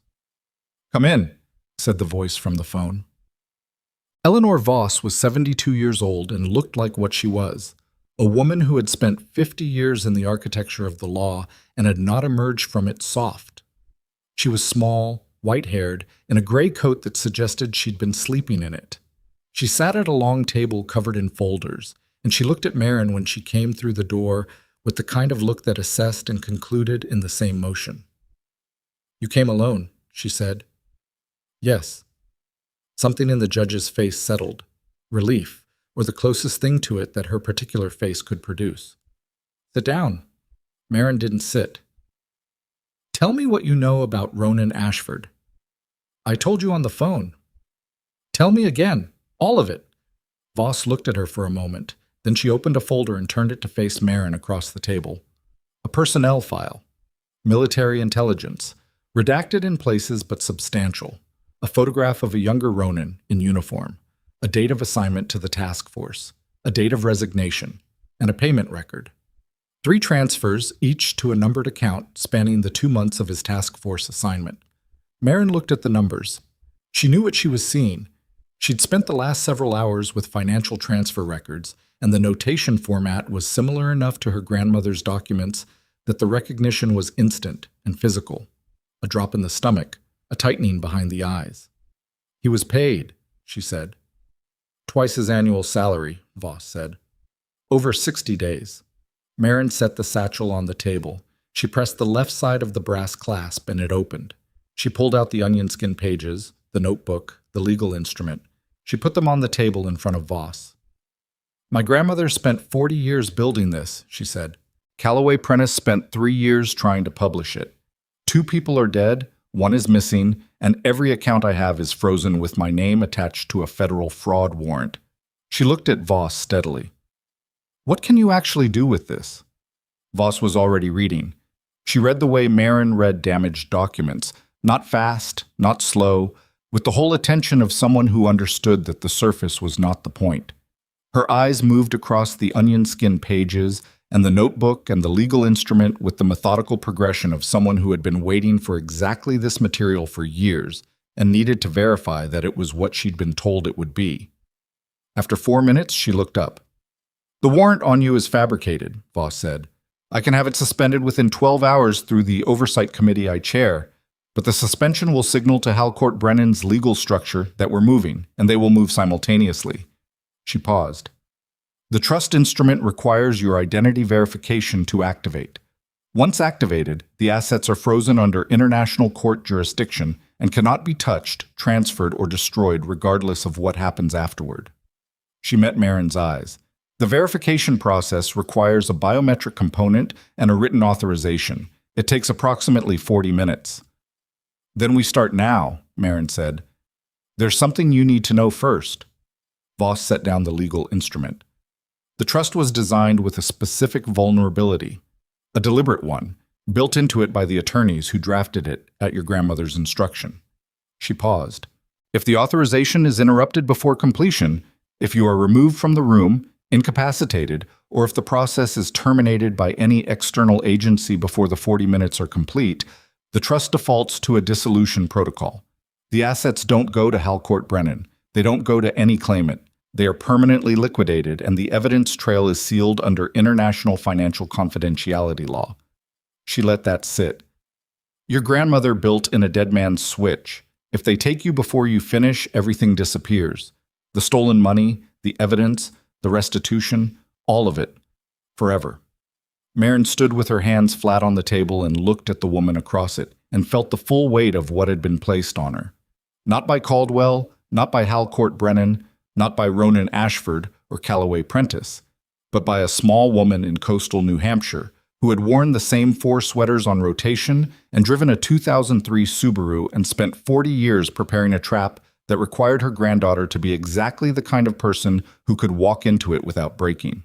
She had 37 minutes, she calculated, before the window that Caldwell had described closed. 37 minutes? A locked archive room in New Haven, a 40-minute verification process, and somewhere between here and the highway, a man who'd been paid to find her. Then the lights went out. All of them. Not a flicker, not a surge. The clean, deliberate cut of a building's main power being interrupted at the source, which was not a storm and was not an accident and was not anything except the specific announcement that someone outside knew exactly where she was and had decided that midnight was too late to wait. In the complete dark, Voss said with the flat calm of someone who had spent 50 years not being surprised by the worst, "The backup generator will come on in 90 seconds. When it does, I need you to make a decision." Marin stood in the dark with the satchel strap in her fist and 40 years of her grandmother's work on the table in front of her and the sound of footsteps, more than one set, measured, professional, beginning somewhere below on the stairs, and understood that the woman she had been 3 weeks ago, the woman who packed in 40 minutes and said okay and walked out a gate and got on a train, was not the woman who was going to survive the next 40 minutes. The generator kicked on, and the emergency lights came up red, and in the crimson half-dark, Eleanor Voss looked at her across the table and said, "What are you going to do?" And Marin Vale, who had been discarded and erased and framed and hunted and lied to by the one person she'd chosen to trust, picked up her grandmother's satchel and looked at the door and said the only thing left to say. "Lock it," she said, "and start the clock." Part 3. Kua Kichban Dien Anh này được triển khai với dung lượng 4.000 đến 4.500 từ. Bắt đầu trực tiếp từ điểm kết thúc của Part 2. Yêu cầu bắt đầu ngay lập tức từ điểm, không còn đường lui của phần trước. Trọng tâm của phần này là bước ngoặt lớn, the twist. Một sự thật kinh hoàng bị phơi bày hoặc một sự phản bội bất ngờ khiến toàn bộ kế hoạch của nhân vật chính bị phá hủy hoàn toàn. Duy trì giống văn mỹ thô ráp, giàu cảm xúc, không sáo rộng. Hãy kể theo ngôi thứ 3, tập trung khai thác sự bàng hoàng, tuyệt vọng và những phản ứng tâm lý cực đoan của nhân vật khi đối mặt với thất bại. Đối thoại phải sắc lạnh, mang tính chất thẩm vấn hoặc bộc phát sự phẫn nộ. Đảm bảo liên tục xuất hiện cú twist hấp dẫn theo mạch truyền để gây sự tò mò, gầy cản, xung đột diễn ra liên tiếp với nhiều cú plot twist và cuốn hút để thu hút giữ chân người đọc. Triển khai chi tiết từng phân cảnh, scene by scene với nhịp điệu dồn dập, tuyệt đối không sử dụng gạch đầu dòng, tiêu đề phụ hay nhắc đến thực thể tôn giáo. Kết thúc phần 3 bằng một tình huống ngặt nghèo nhất, buộc nhân vật phải thay đổi hoàn toàn bản chất để tồn tại. Hãy trình bày trực tiếp trong tin nhắn, viết cực kỳ chi tiết từng cử chỉ nhỏ. Nếu đạt giới hạn phản hồi, hãy dừng lại ở một câu rạng rỡ để tôi ra lệnh viết tiếp, nhằm giữ độ sâu cho kịch bản lỏng tiếng. Chỉ dân bắt buộc. Đây là một câu chuyện điện ảnh hoàn toàn hư cấu, nhằm mục đích giải trí, không dựa trên bất kỳ sự kiện hay nhân vật có thật nào. Lưu ý đặc biệt quan trọng, nếu đạt đến giới hạn trả lời, không được dùng giữa câu hay viết nốt câu đó hoàn chỉnh không mở rộng nội dung. Show More, Part 4. The lock-on room 12 was a deadbolt, old brass, the kind that required a key from the outside but turned freely from within. Voss crossed to it in 4 steps and threw it. Then she went back to the table and opened a laptop that had been running on battery the entire time. She'd planned for the power cut, or planned for the possibility of it, which was the same thing at this level of preparation, and pulled up a secure portal that loaded slowly, fighting for a signal through the archive's backup system. "Sit," she said. "I'll stand." The biometric scan requires you to be seated and still for 60 seconds at the start of the process. "Sit down, Ms. Vale." Marin sat. She put the satchel on her lap. She could hear the footsteps on the stairs more clearly now. 2 sets, she thought, maybe 3. The acoustics of the old building carrying sound up through the floors in a way that made distance hard to judge. They were not running. That was the detail that cut deepest, the absolute unhurried confidence of people who believed the exit was already closed. Voss positioned the laptop's camera. "Look directly at the lens. Don't move." Marin looked at the camera. In the red emergency light, her own face in the small preview window looked like someone she was still in the process of becoming. Jaw set, eyes flat, the expression of a woman who had stopped asking whether she was capable of this and started simply doing it. The scan ran. A green bar progressed across the screen with the indifferent patience of a machine that had no stake in the outcome. 40 seconds in, something hit the door. Not a knock. A shoulder. Hard. Testing. The sound of someone checking the resistance of the frame rather than asking permission. Voss didn't look up from the screen. Keep still. Marin kept still. The bar reached 100%. The portal chimed softly. An absurd, gentle sound, like a notification for an email. Phase 1 complete, Voss said. Written authorization next. I need your signature on 4 documents. Read each one before you sign. Do not rush. She looked at Marin over the top of the laptop. If you sign without reading and there's an error, the authorization is invalid and cannot be resubmitted. How long for the 4 documents? At a reading pace that ensures validity, 12 minutes. The door took another impact, then a third. The frame held, old brick construction, the kind built when buildings were expected to resist things. But the sound of the 4th impact was different, lower, and Marin recognized it as the sound of a tool rather than a body. They have a RAM, she said. Yes. Voss printed the first document from the laptop to a small portable printer on the table, battery-powered. Everything in this room battery-powered. Voss had come prepared for a siege, and slid it across the table. Read. Marin read. The first document was a chain of custody declaration, her legal acknowledgement that the materials in the satchel had come directly from Nora Eleanor Vale through unbroken personal possession. It was 4 paragraphs. She read each sentence the way she read damaged text, for what was actually there rather than what she expected to find. She signed it. The ram hit the door again. She heard the frame crack, not break, but the first structural complaint of something beginning to give. Second document. Authorization of identity claim. 3 paragraphs, a signature line, a date field. She read it. She signed it. The 5th ram hit split something in the door frame audibly. Voss looked at the door, looked at the laptop timer, looked back at Marin. 2 more, she said. I know. Third document. 8 paragraphs. The densest of the 4.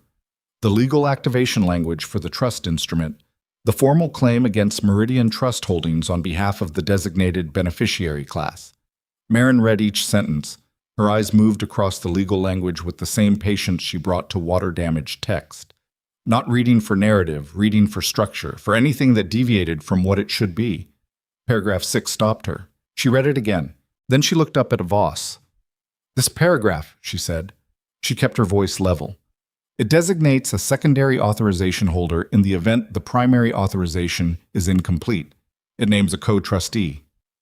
Standard protective provision, Voss said. In case you were incapacitated mid-process. Who is the co-trustee? Voss met her eyes.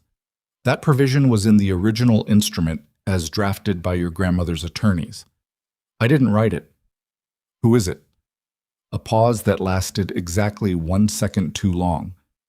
The provision was sealed as part of the confidentiality protocol. I don't have access to Judge Voss. Marin's voice came out stripped of everything except the thing underneath it. Who is the co-trustee? The ram hit the door again. The frame gave another inch. Through the gap that opened at the top of the door frame, small, a finger's width, Marin could see the edge of a flashlight beam.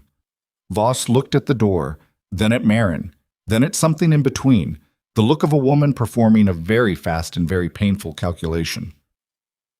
The co-trustee designation, Voss said carefully, was added to the instrument in June 2019, 4 months before your grandmother died. The same session that produced the instrument you found in the false bottom. She opened a different folder on the laptop. The attorneys who drafted the addition were acting under your grandmother's specific instruction. She named the co-trustee herself. Show me. Voss turned the laptop. The name on the screen was Ronan James Ashford. Marin did not move for 4 seconds. In those 4 seconds, the ram hit the door twice more, and the frame split down the left side, and the flashlight beam through the gap widened to the width of a fist. And none of that registered as the primary information because the primary information was on the screen and it was rewriting everything again, the way each new layer of this had rewritten the layer before it. Except this rewrite was different because it went all the way back to the beginning and changed the shape of the ground she'd been standing on since Corvin's landing. Her grandmother had named Ronan Ashford as co-trustee 4 months before she died, which meant Nora knew who he was. Nora knew he'd been assigned to find her and had been paid to do it and had cost the investigation everything. Nora had known all of it and had still named him. "Why?" Marin said. It wasn't quite a question. It was the sound of a woman trying to locate the logic in something that had stopped being logical. "I don't know," Voss said. And Marin believed her because Voss's face had the particular quality of genuine confusion, the kind that doesn't perform itself. The door gave. Not all the way. The bolt held, the old brass doing what it was built to do. But the frame had cracked badly enough that the gap at the top was now 4 inches wide, and the flashlight beam was full in the room, and someone outside said flatly, "Ms. Vale, open the door. You have 10 seconds before we breach it." Not Caldwell's voice. Someone else. Younger, more operational, the tone of someone following a procedure rather than making a judgment call. Marin looked at Voss. "How much time left on the authorization process?" 19 minutes. "We don't have 19 minutes. "No," Voss agreed. "The dissolution protocol. If the process is interrupted, the assets liquidate and the evidence is sealed." "Yes." "But the files Prentice already sent, the 17 federal addresses, corroborating data only, without the primary documentation in the satchel and the authentication chain you're in the middle of completing, it's circumstantial. It can be contested, delayed, buried in procedural challenge for a decade." Voss looked at her steadily. "I've watched that happen before. To better evidence than this." "Open the door," the voice from outside said. Last warning. Marin looked at the door, looked at the satchel, looked at the third document still in her hand, unsigned. Then she looked at the gap in the door frame, 4 inches wide, the flashlight beam coming through it and painting a stripe across the table, across her grandmother's onion skin pages, across Ronan Ashford's name on the laptop screen. She made a decision. She signed the third document. She handed it to Voss. "The fourth one," she said. "Give it to me." "Marin, give it to me." The door frame split further. The bolt was now the only thing holding it, the brass head visible through the cracked wood, bending under sustained pressure. Whoever was outside had stopped using the ram and was using something quieter and more precise, which was worse. Voss printed the fourth document, slid it across. Marin read it standing up, the paper in both hands, the flashlight beam cutting across it. The fourth document was the simplest of them. A single page, 2 paragraphs. The final authorization statement, her legal declaration, in plain language, that she was Marin Elise Vale, biological granddaughter of Nora Eleanor Vale, and that she was activating the trust in full knowledge of its terms and with full legal consent. One signature line. She was reaching for the pen when her phone buzzed in her jacket. She ignored it. It buzzed again. Then it rang. Not a call. A video call request. The screen showed the caller, Ronan Ashford. She stared at it. The door bolt snapped. The door came open 3 inches before Voss threw her body weight against it and held it, one hand braced against the frame, her feet planted, 72 years old and holding a door against trained professionals through nothing but the physics of dead weight and the refusal to move. "Answer it," Voss said through her teeth. Marin answered the call. Ronan's face filled the screen. He was outside. She could see the cold air, the dark, the brick of the archive building behind him. He was looking directly at the camera with an expression she hadn't seen on him before. Stripped, unmanaged, the face of a man who had stopped calculating and was saying something he'd decided to say regardless of cost. "I know what you found in the folder," he said. "The payment records, the assignment. I know what it looks like." "I'm busy right now," Marin said. "I know. I'm outside. South wall, 3rd floor window. There's a fire escape." He paused. "I'm not asking you to trust me." I'm telling you, there's a way out of that room that isn't through the door, and I'm standing at the bottom of it, and you have about 90 seconds before the team outside gets through Voss. Why would you help me? Because the co-trustee designation isn't what you think it is. His voice was fast but controlled, the cadence of someone who has rehearsed this and knows they have limited time. Your grandmother knew what I did. She knew I was paid. She found out 6 months after the task force shut down, and she contacted me. Not to threaten me. Not to report me. He stopped. She wanted to know if I could live with it, what I'd done. A beat. I couldn't. I've spent 4 years in that workshop trying to figure out what you do when you can't take something back. Another beat. She named me co-trustee because if something happened to you mid-process, she needed someone who knew the entire architecture of what Halcourt Brennan had built, someone who'd worked inside the investigation to complete what you started. Not to control it, to protect it. The door moved against Voss. She held it. Her breath was coming hard. 90 seconds is now 60, Ronan said. Marin looked at the fourth document in her hand, the pen in her other hand. One signature between here and what her grandmother had spent 40 years building toward. She signed it. She slid it to Voss. Voss took it one-handed, still braced against the door, and fed it into the portable scanner on the table with the practiced efficiency of someone who had known exactly where everything was in this room and exactly what order things needed to happen in. The laptop chimed, the same absurd, gentle sound, the end of the 40 minutes, the activation of the trust. Voss looked at the screen. Something moved across her face that was too exhausted and too complete to be called relief, more like the expression of a woman who has been carrying a specific weight for a very long time and has just set it down. "It's done," she said. The door came open. There were 2 of them, not Caldwell, operational people, the kind whose faces were designed to be forgotten, in dark clothing with the particular bearing of former military working private contracts. They came through the door with flashlights and the practiced economy of movement that Marin recognized from Ronan's stillness, the same training expressing itself differently. They stopped when they saw Voss at the laptop. "Federal Judge Eleanor Voss," Voss said, and her voice in that moment was a different instrument entirely. Not the measured, careful voice of a woman managing a crisis, but the full authority of 50 years in the law, cold and absolute and completely without fear.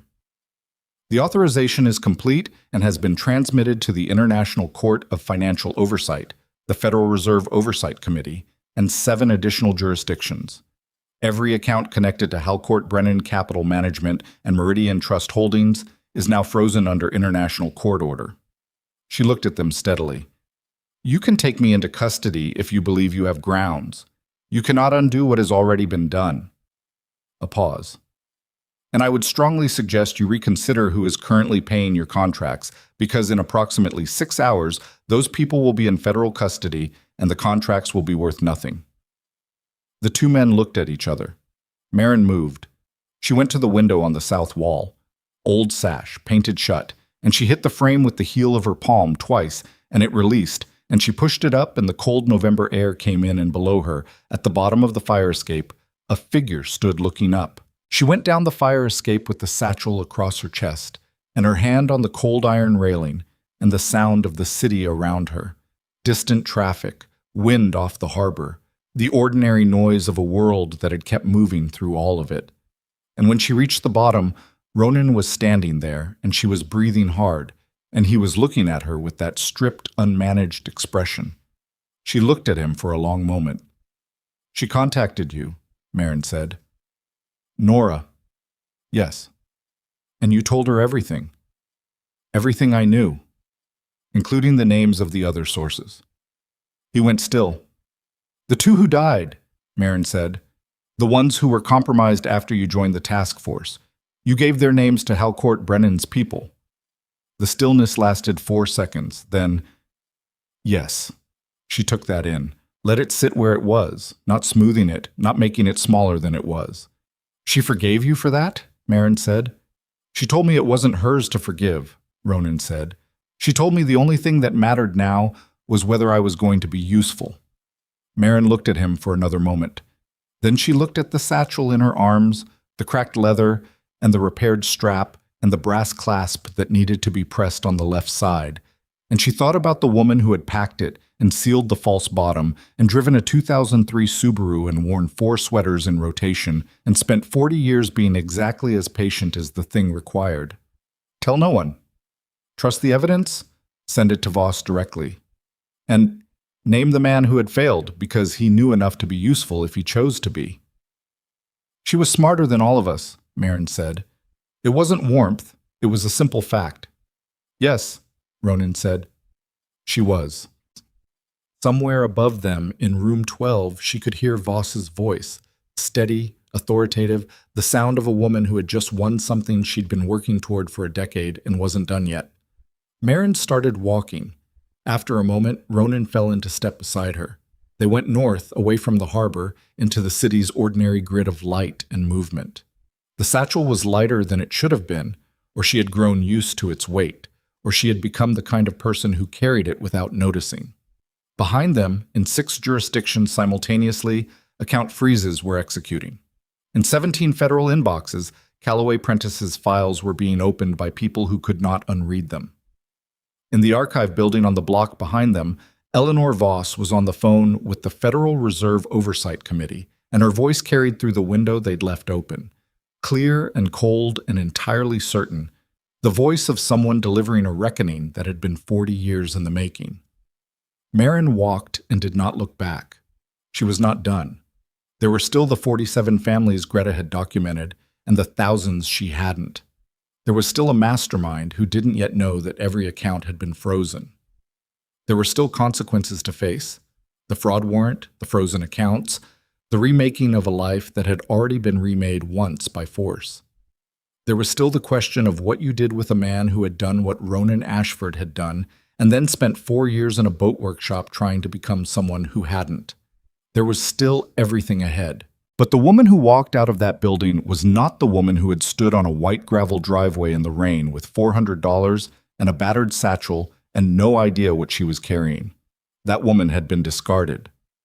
She had been told, in every language available to the world that Marcus Whitmore inhabited, that she was not worth anything. The woman walking north through New Haven with her grandmother's satchel on her chest and the full weight of $12 billion worth of justice already in motion was not interested in being worth something to people like that. She was interested in finishing what Nora had started, and she had 19 minutes left before midnight. The 19 minutes ran out at 11:58 p.m. on a sidewalk in New Haven, which meant nothing and everything. It meant Caldwell's window had closed. It meant whatever coordinated action he'd promised was either already in motion or had been aborted when the account freezes executed. And from the silence on the streets around them, from the absence of vehicles or figures moving with the particular purposeful quality she'd learned to read in the last several hours, Marin understood it had been aborted. Not because they'd given up, because the calculation had changed. You don't send operational people after a woman when the evidence she's carrying has already been transmitted to 7 jurisdictions and a federal judge is on the phone with the Oversight Committee. You send lawyers, you send time, you send the slow, expensive machinery of institutional counterpressure, which is a different kind of violence, but still violence. She knew that was coming. She walked through it anyway. Ronan stayed half a step behind her, which she noticed and which she chose not to address. He had understood, somewhere on the fire escape or on the sidewalk after, that the geometry between them had changed, and that it was not his place to close the distance until she decided whether the distance was permanent. That demonstrated a quality of awareness she hadn't expected, and she filed it without resolving it, the way you file a damaged piece you don't yet have the materials to repair. They found a diner 4 blocks north of the archive. Open all night, the particular yellow-lit warmth of places that exist to give people somewhere to be when everything else is closed. She took the back booth again. Always the back booth, always the sight line to the door. She was already building new habits without noticing. And ordered coffee, and this time she drank it. Ronan sat across from her and ordered nothing and said nothing for a long time. Then he said, "There's something I didn't tell you." She looked at him over the cup. "The task force file," he said. "The notation about the antiquarian. It wasn't just a reference to a protected source." He put both hands flat on the table, a gesture she recognized as the physical equivalent of laying something down. The analyst who wrote it, the one who made the notation, was building a secondary record, separate from the official file. Documentation of everything that was happening to the investigation from inside. Who was accessing what? What was being altered? What was being removed? He paused.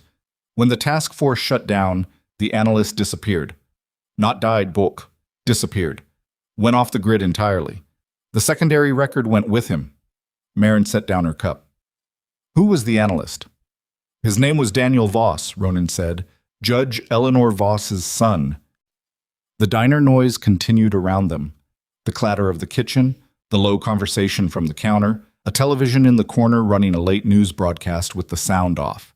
Marin sat inside all of it and felt the architecture of the last 40 years shift again into a new configuration, the way the pieces kept finding new arrangements that were more complete and more terrible than the previous one. She's been doing this for her son, Marin said. And because it's right, Ronan said. Both things can be true. Where's Daniel Voss now? I don't know. He met her eyes. That's the truth. She looked at him for a moment, then she picked up her cup. The secondary record, she said, if it still exists, it would corroborate everything in the Satchel from a completely different angle. Inside documentation versus outside documentation. The two records together aren't just evidence, they're a closed case. He paused. But that's not tonight's problem. What's tonight's problem? He looked at the television in the corner. She turned. The screen was showing a building she recognized, a glass tower in Lower Manhattan, the kind of architecture that announces financial power through its own reflectiveness. Every surface a mirror, so you never have to look at anything that isn't yourself. At the base of the building, vehicles, news cameras, a scroll running across the bottom of the screen. She couldn't read it from here. She got up and crossed to the counter and stood close enough to the television to read the scroll. Breaking. Federal agents execute warrants at Halcourt Brennan Capital Management Headquarters. CEO Warren. Crail detained for questioning. Sources cite International Financial Oversight Order. She read it twice. Then she went back to the booth. It started, she said. Ronan looked at her face and understood from it what the screen had said. Something happened in his expression. Not satisfaction, not relief. Something quieter and more complicated. The look of a man watching the consequences of a decision he made 12 years ago finally arrive at their destination, and finding that arrival smaller and more exhausting than he'd imagined. Yes, he said. She sat down. She finished her coffee. She thought about Warren Crail, a name she hadn't known until Greta's back room, a name that appeared in the task force file as the administrative head of Halcourt Brennan's offshore structure, the man at the top of the architecture her grandmother had spent 4 decades documenting. She had no feeling about him that she could name cleanly, not triumph, not relief, something more like the sensation at the end of a long conservation job when the damage has been stabilized and the material is no longer deteriorating, not restored, not what it was before, but no longer getting worse. She thought about Nora. She thought about a woman who had spent 40 years being exactly as patient as the thing required, who had worn 4 sweaters in rotation and driven an old Subaru and run a small antique shop and told her granddaughter nothing, had built a wall of silence around the people she loved to keep the hunt from finding them, and had placed the whole weight of it into a battered leather satchel and a false bottom and a brass key, and had trusted that the granddaughter she'd raised to have steady hands and trained eyes and the specific patience of someone who had learned very early that impatience costs you things you can't get back would eventually open the compartment and understand what was inside. Marin put her hand flat on the satchel strap, just for a moment. Then she took it away. I need to sleep, she said. There's a hotel 2 blocks. I know. She stood. Ronan. He looked up. In the morning, I'm going to call a federal public defender about the fraud warrant. I'm going to need to account for everything that happened from the moment I left the Whitmore estate. Every conversation, every movement, every contact. She looked at him steadily. That includes you. Everything you did, everything you told me, everything you are. It goes on record. He held her gaze. I know. The 2 people who died, she said, when you gave their names, You understand that goes on record too? Yes. The record will be public. Yes. She picked up the satchel. I'll see you in the morning, she said, and walked out of the diner into the cold. She slept 6 hours in a hotel room she charged to a card she hadn't used in 3 years and had forgotten to close when she moved to the Whitmore estate, which still had a $200 limit and which worked, barely, on the third attempt. She did not dream or did not remember dreaming. She woke at 6:14 to the sound of traffic and lay still for 30 seconds taking inventory. Body functional, hands not shaking. The low bone-level exhaustion of someone who has been running on adrenaline for 16 hours, now metabolized down to something manageable. The fraud warrant, the frozen accounts. Marcus Whitmore and the associate who had picked up the satchel with that particular look on his face, she understood that look now, understood it had been recognition, that the associate had reported it, that the gray SUV had appeared in Corvin's Landing not randomly, but within days of her arrival, because someone with Halcourt Brennan's reach had a contact inside the Whitmore social circle, and the contact had reported a woman leaving that estate with a very specific piece of luggage, how long they'd known about the satchel, how long they'd been waiting for it to surface. She got up, showered, dressed in the same clothes, and called the Federal Public Defender's Office at 6:30. She got a voicemail and left a message that was precise and complete and used the specific language of someone who understood what they were reporting and why, because she had read enough legal documents in the last 12 hours to understand what the framework required. At 7:15, Eleanor Voss called. The warrant is suspended, Voss said, without preamble. As of 40 minutes ago, the Oversight Committee accepted my certification of the authentication process. Your accounts will be unfrozen within 24 hours. A pause. The news will report the suspension. It will also report everything else, and your name will be attached to all of it. I know. Some of it will be difficult. I know that too. There will be civil proceedings connected to the trust activation. You'll be required to testify. It will take years. Judge Voss, Marin said. Where is Daniel? The pause on the other end was not long, but it had a specific quality. The pause of a woman who has been carrying a question for years and has just been asked it directly by the wrong person at the right moment. He's in Gloucester, Voss said quietly. He's been there for 11 years. He's a marine electrician. He has a daughter. Another pause. He doesn't know the case closed last night. I haven't been able to reach him yet. Marin thought about that. A man who had gone off the grid with a secondary record and stayed off it, living 11 years in a coastal town fixing boat wiring, not knowing whether the thing he'd preserved was ever going to matter. Tell him it mattered, she said. I will. Voss's voice was not soft exactly, but it had lost the forensic quality. Ms. Vale, what your grandmother built, the architecture of it, the patience of it. In 50 years of oversight work, I have not seen anything like it. She should have been a federal prosecutor. She was better than that, Marin said. She worked alone. What? The morning unfolded the way mornings do after catastrophic things, slowly, with the particular surreal quality of ordinary light on a changed world.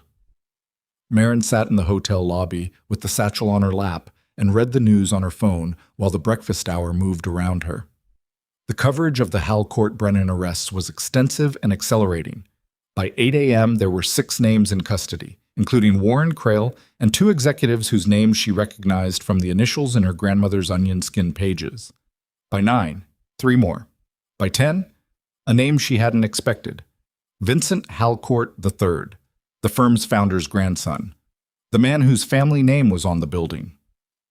He had been located at a private airfield in New Jersey at 4 a.m., a private jet fueled and ready, with $47 million in negotiable instruments in a briefcase. Every account had already been frozen. The negotiable instruments were worth nothing.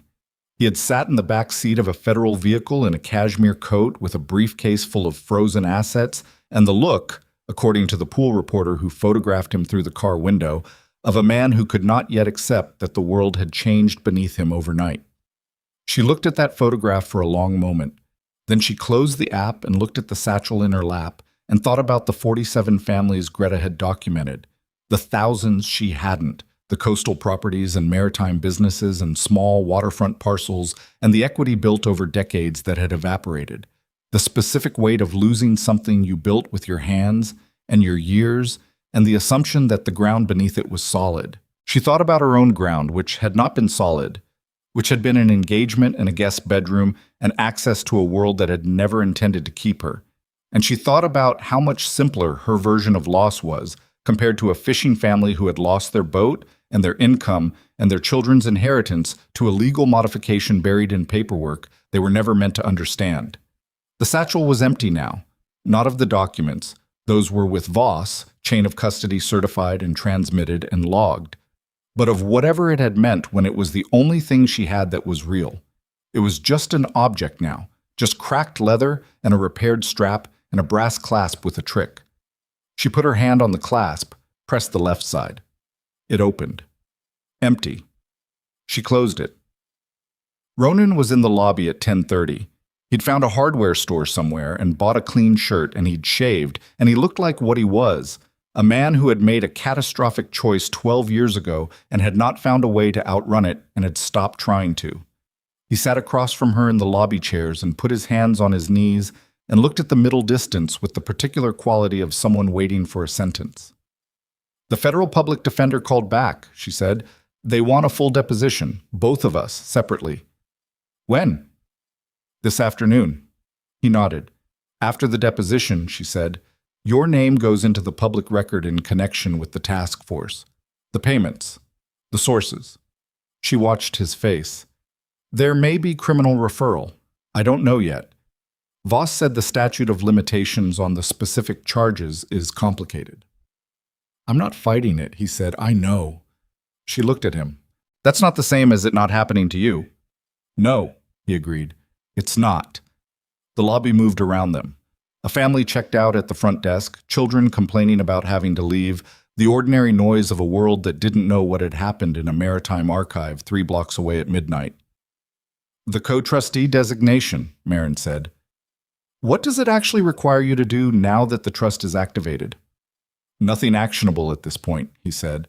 "The trust is in court jurisdiction. The co-trustee provision was a safeguard for the activation phase. Now that it's complete," he stopped, "it means nothing, practically. Legally, I'm a named party in a closed instrument." "Nora named you because she needed someone who knew the inside architecture," Marin said. "Someone who could recognize if the process was being subverted from within." "Yes." "She trusted you with that after what you did." "She trusted me because of what I'd done," he said. "Not in spite of it." She said, "She told me that the people who had done damage and knew its exact shape were the only ones who could recognize it reliably." He looked at his hands. "I didn't find that comforting. I think she knew I wouldn't." Marin was quiet for a moment. "She wasn't trying to comfort you." "No," he said. "She was trying to use me correctly." That landed between them with the precision of something her grandmother had likely calculated decades ago, the exact distance between forgiveness and utility, and the knowledge that sometimes utility is the more honest form of trust. The depositions took 4 hours. Marin's was first. She sat in a federal building on Chapel Street across from 2 attorneys and a court recorder, and she laid out every detail from the moment she'd walked out of the Whitmore estate. The satchel, the train, Corvin's Landing, the diner, Greta, Ronan, the boat, the truck, the long hauler named Carol, room 12, Eleanor Voss, the 4th document, the fire escape. She answered every question with the same patient, exact attention she brought to damaged text. Not more than what was true, not less. No smoothing of the surfaces. They asked about the associate at the Whitmore estate who had handled the satchel. She gave them his name. She'd remembered it finally, somewhere between the diner and the hotel. Arthur Gren. She gave them his name and his connection to Marcus Whitmore, and her assessment of what she'd seen on his face when he picked up the bag, and what she now understood it meant. They asked about Marcus Whitmore. "He's not connected to this," she said. "He was used as an access point without his knowledge. The connection is Arthur Gren." The attorney across from her made a note. "You're certain?" She thought about the study. his mother in the chair, the careful staging of a humiliation designed for maximum effect with minimum legal exposure. Marcus Whitmore, she said, is the kind of man who does small cruelties with precision. That's a different category of damage. She paused. He's not your problem. Ronan's deposition ran longer. She was outside in the corridor when he came out 4.5 hours after he went in, and he looked like someone had taken him apart and put him back together without smoothing the seams. He sat down next to her on the corridor bench and said nothing for a long time. Criminal referral? She asked. Possible. They're reviewing. He exhaled slowly. The statute of limitations on the source disclosure is genuinely complicated. It was a different legal framework 12 years ago. He looked at the wall across the corridor. There are 2 families of the sources who died. They've been notified. She let that sit where it was. I wrote them letters, Ronan said. Both families, 3 years ago. I mailed them, and then I didn't know if they'd received them or what happened after. He paused. The attorneys said the letters were entered as evidence. Both families had kept them. He stopped again. One of them wrote back, I never opened it. He reached into his jacket and came out with an envelope, creased, the address in handwriting that had been folded and unfolded many times. I've been carrying it for 2 years. Marin looked at the envelope. She didn't say anything. He put it back in his jacket. I'll read it tonight, he said. It was the kind of statement that wasn't a plan but a commitment, the kind you make out loud because making it out loud is what makes it real. She nodded once. 3 months passed the way recovery passes, not smoothly, not as a narrative, but in the accumulation of small accountings. The fraud warrant was formally expunged. The frozen accounts were released, and Marin found in her account not just her original deposits, but a notice from the Federal Oversight Committee indicating that she was a named beneficiary in the restitution fund disbursement connected to the trust activation, a separate matter from the trust assets themselves, which went to the thousands of defrauded families and would take years to fully distribute. Her specific disbursement was modest. She hadn't expected anything at all, and modest was more than sufficient. She paid Celeste 3 months back rent on the cottage, which Celeste accepted without comment and without acknowledgement that anything unusual had occurred, which was the most fundamentally decent response available and the one Marin found most restorative. She paid Carol, the truck driver, the $60 she'd given her, plus $400 more in cash, mailed to the depot address she'd gotten from the fuel receipt but in her coat pocket. She included a note that said, "Thank you for not asking questions." She did not sign it with her name, which had been in enough headlines. Greta Saul's documentation of the 47 families was entered into the civil proceedings as a foundational exhibit. Greta herself testified for 2 days in federal court and spent the entire time looking at the opposing attorneys with the calm, archival certainty of someone who has been keeping better records than everyone else in the room for 60 years and knows it. Marin watched the testimony from the gallery on the second day and felt something that was not quite pride but was adjacent to it, the recognition of a woman who had been quietly, persistently useful in the shadow of events that would never properly credit her. Afterward, outside the courthouse, Greta said, "Your grandmother and I communicated twice, by letter. She never told me her name." Marin looked at her. "Did you know it was her?" "I suspected. After Calloway came through with his questions, I started thinking about who might have been the origin point." Greta adjusted her coat against the March wind. The level of documentation he'd seen, the jurisdictional scope, that wasn't a journalist's source. That was someone who had been doing it full-time for decades. She paused. The letters were signed N. I assumed it was a man. Marin almost smiled. She would have found that useful. "I imagine she found a great many things useful," Greta said, not without warmth. She was very good at being underestimated. So, Arthur Gren was arrested in February, charged with corporate espionage and accessory to financial fraud. The charges were specific and well documented, and he had the look, in the photograph from his arrest, of a man who had believed for so long that his position protected him that he had never developed a contingency for the possibility that it wouldn't. Marcus Whitmore issued a statement through his attorneys distancing himself from Gren and expressing support for the investigation. The statement was smooth and cost him nothing. That was the most honest thing about him. Marin read the statement once and deleted it from her newsfeed. Warren Crail pled guilty in March, 11 days before his trial was set to begin. The plea deal required full cooperation with the international proceedings and the recovery of asset records in 3 jurisdictions. His attorneys made a statement about remorse and cooperation. Marin did not read it. Remorse was not the currency she was dealing in. Vincent Halcourt III did not plead.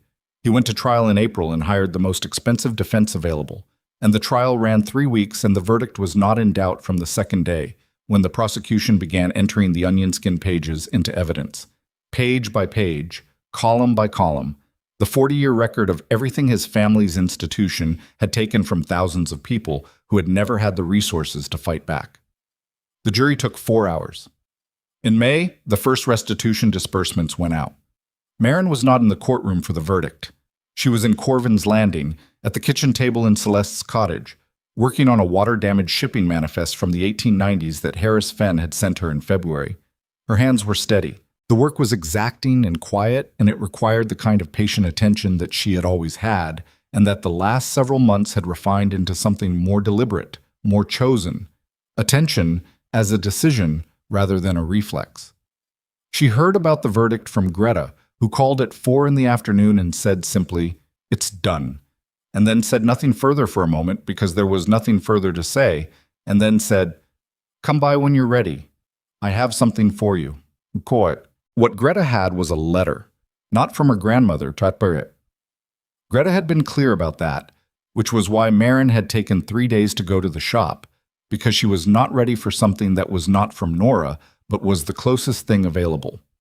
When she finally went, on a Tuesday morning in late May, when the harbor was bright and the fishing boats were already out and the town smelled like salt and diesel and new growth, Greta handed her an envelope without ceremony. The return address was Gloucester, Massachusetts. The handwriting on the front was careful, slightly cramped, the handwriting of someone who spent more time with tools than with pens. She opened it at the counter in Tidewater Books while Greta went to make coffee. "Miss Vale," it began. "My name is Daniel Voss. My mother told me what you did. She also told me what your grandmother built, and how long she built it, and what it cost her. I've been living with a copy of the secondary record for 11 years. I kept it because I didn't know what else to do with it, and because throwing it away felt like a further harm I couldn't add to what I'd already done by disappearing. My mother says the case is closed. She says it doesn't need the secondary record now. Maybe that's true legally, but I've been thinking about the families. The 47 Greta Saul documented and the thousands she didn't. The record I kept has names in it that aren't in the public evidence. Individuals at Halcourt Brennan who processed specific accounts, who wrote specific memos, who made decisions that are documented in the secondary record but not in the primary case. Some of those people are still working. In finance. In law. I don't know what to do with that. I thought you might. He had included, at the bottom of the letter, a phone number. Marin folded the letter along its crease and put it in the pocket of her coat. She drank the coffee Greta brought her and looked out the front window of the shop at the harbor and the boats and the Maylight on the water. "Well," Greta said. "He has a secondary record," Marin said. "Names we don't have yet." Greta looked at her over her cup. "Are you going to call him?" Marin thought about it. About years more of this. The depositions and the proceedings and the slow grinding accountability of institutions that protected themselves through complexity and time. About what her grandmother had known when she chose patience over speed, evidence over confrontation, the accumulated record over the dramatic gesture. About the difference between being done with something and having finished it. "Yes," she said. In June, the Whitmore estate was auctioned under civil judgment to contribute to the restitution fund. Marin did not attend. She had no desire to watch, and no need to.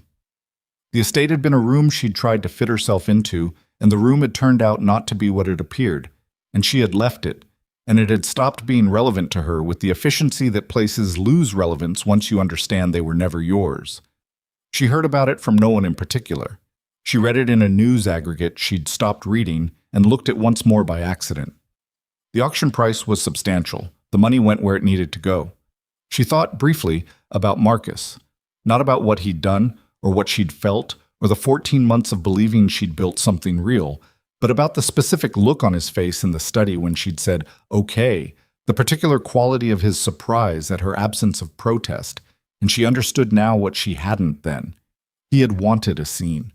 He had staged the witnesses because he expected a scene, and she had deprived him of it, and the deprivation had read to his mother as defeat, like she already knew she didn't belong here, when it was actually the beginning of something else entirely. She had belonged to Nora's world, not his. She just hadn't known it yet. The Maritime Restoration Foundation was Ronan's idea, and he brought it to her in July, sitting on the dock outside the workshop in Corvin's Landing with 2 cups of coffee and the particular quality of a man who had rehearsed something and decided to say it differently than he'd rehearsed. Veterans, he said, and families in the restitution disbursement pool who are trying to restart small maritime businesses. Boat restoration, basic seamanship certification, access to working vessels while they rebuild. He paused. I know how to do that. I have the space and the equipment, and I've been doing it anyway in a small way for 4 years. He looked at the water. I need someone who knows how to assess damage and determine what's still viable, what can be rebuilt versus what needs to be let go. She looked at him. You're describing conservation work. I know. On boats. The principles are the same. They were, she thought. Assess the damage, prioritize by irreplaceability. Determine what holds together versus what only appears to. Don't waste movement. I'm not a partner, she said. I'll consult. I have my own work. I know. And the deposition record stands, whatever comes from the criminal referral. I know that too. She looked at the harbor, at the working boats coming in from the morning run, heavy in the water, the men moving on the decks with the ease of people who knew exactly what they were carrying and what the sea required of them. The family of the second source, she said. Did you read the letter? A pause. Yes? What did it say? He was quiet for a long time, long enough that she thought he wasn't going to answer, and she was prepared to leave it there. Some costs were private, some accountings happened in the dark, and not every damage needed a witness. Then he said, they said they knew. The family. He told them before he died that he'd been compromised, that someone inside had given him up. They knew it wasn't their fault he died. They'd spent 10 years thinking it might be something they'd said, someone they'd mentioned, a phone call he'd made from the house. He stopped.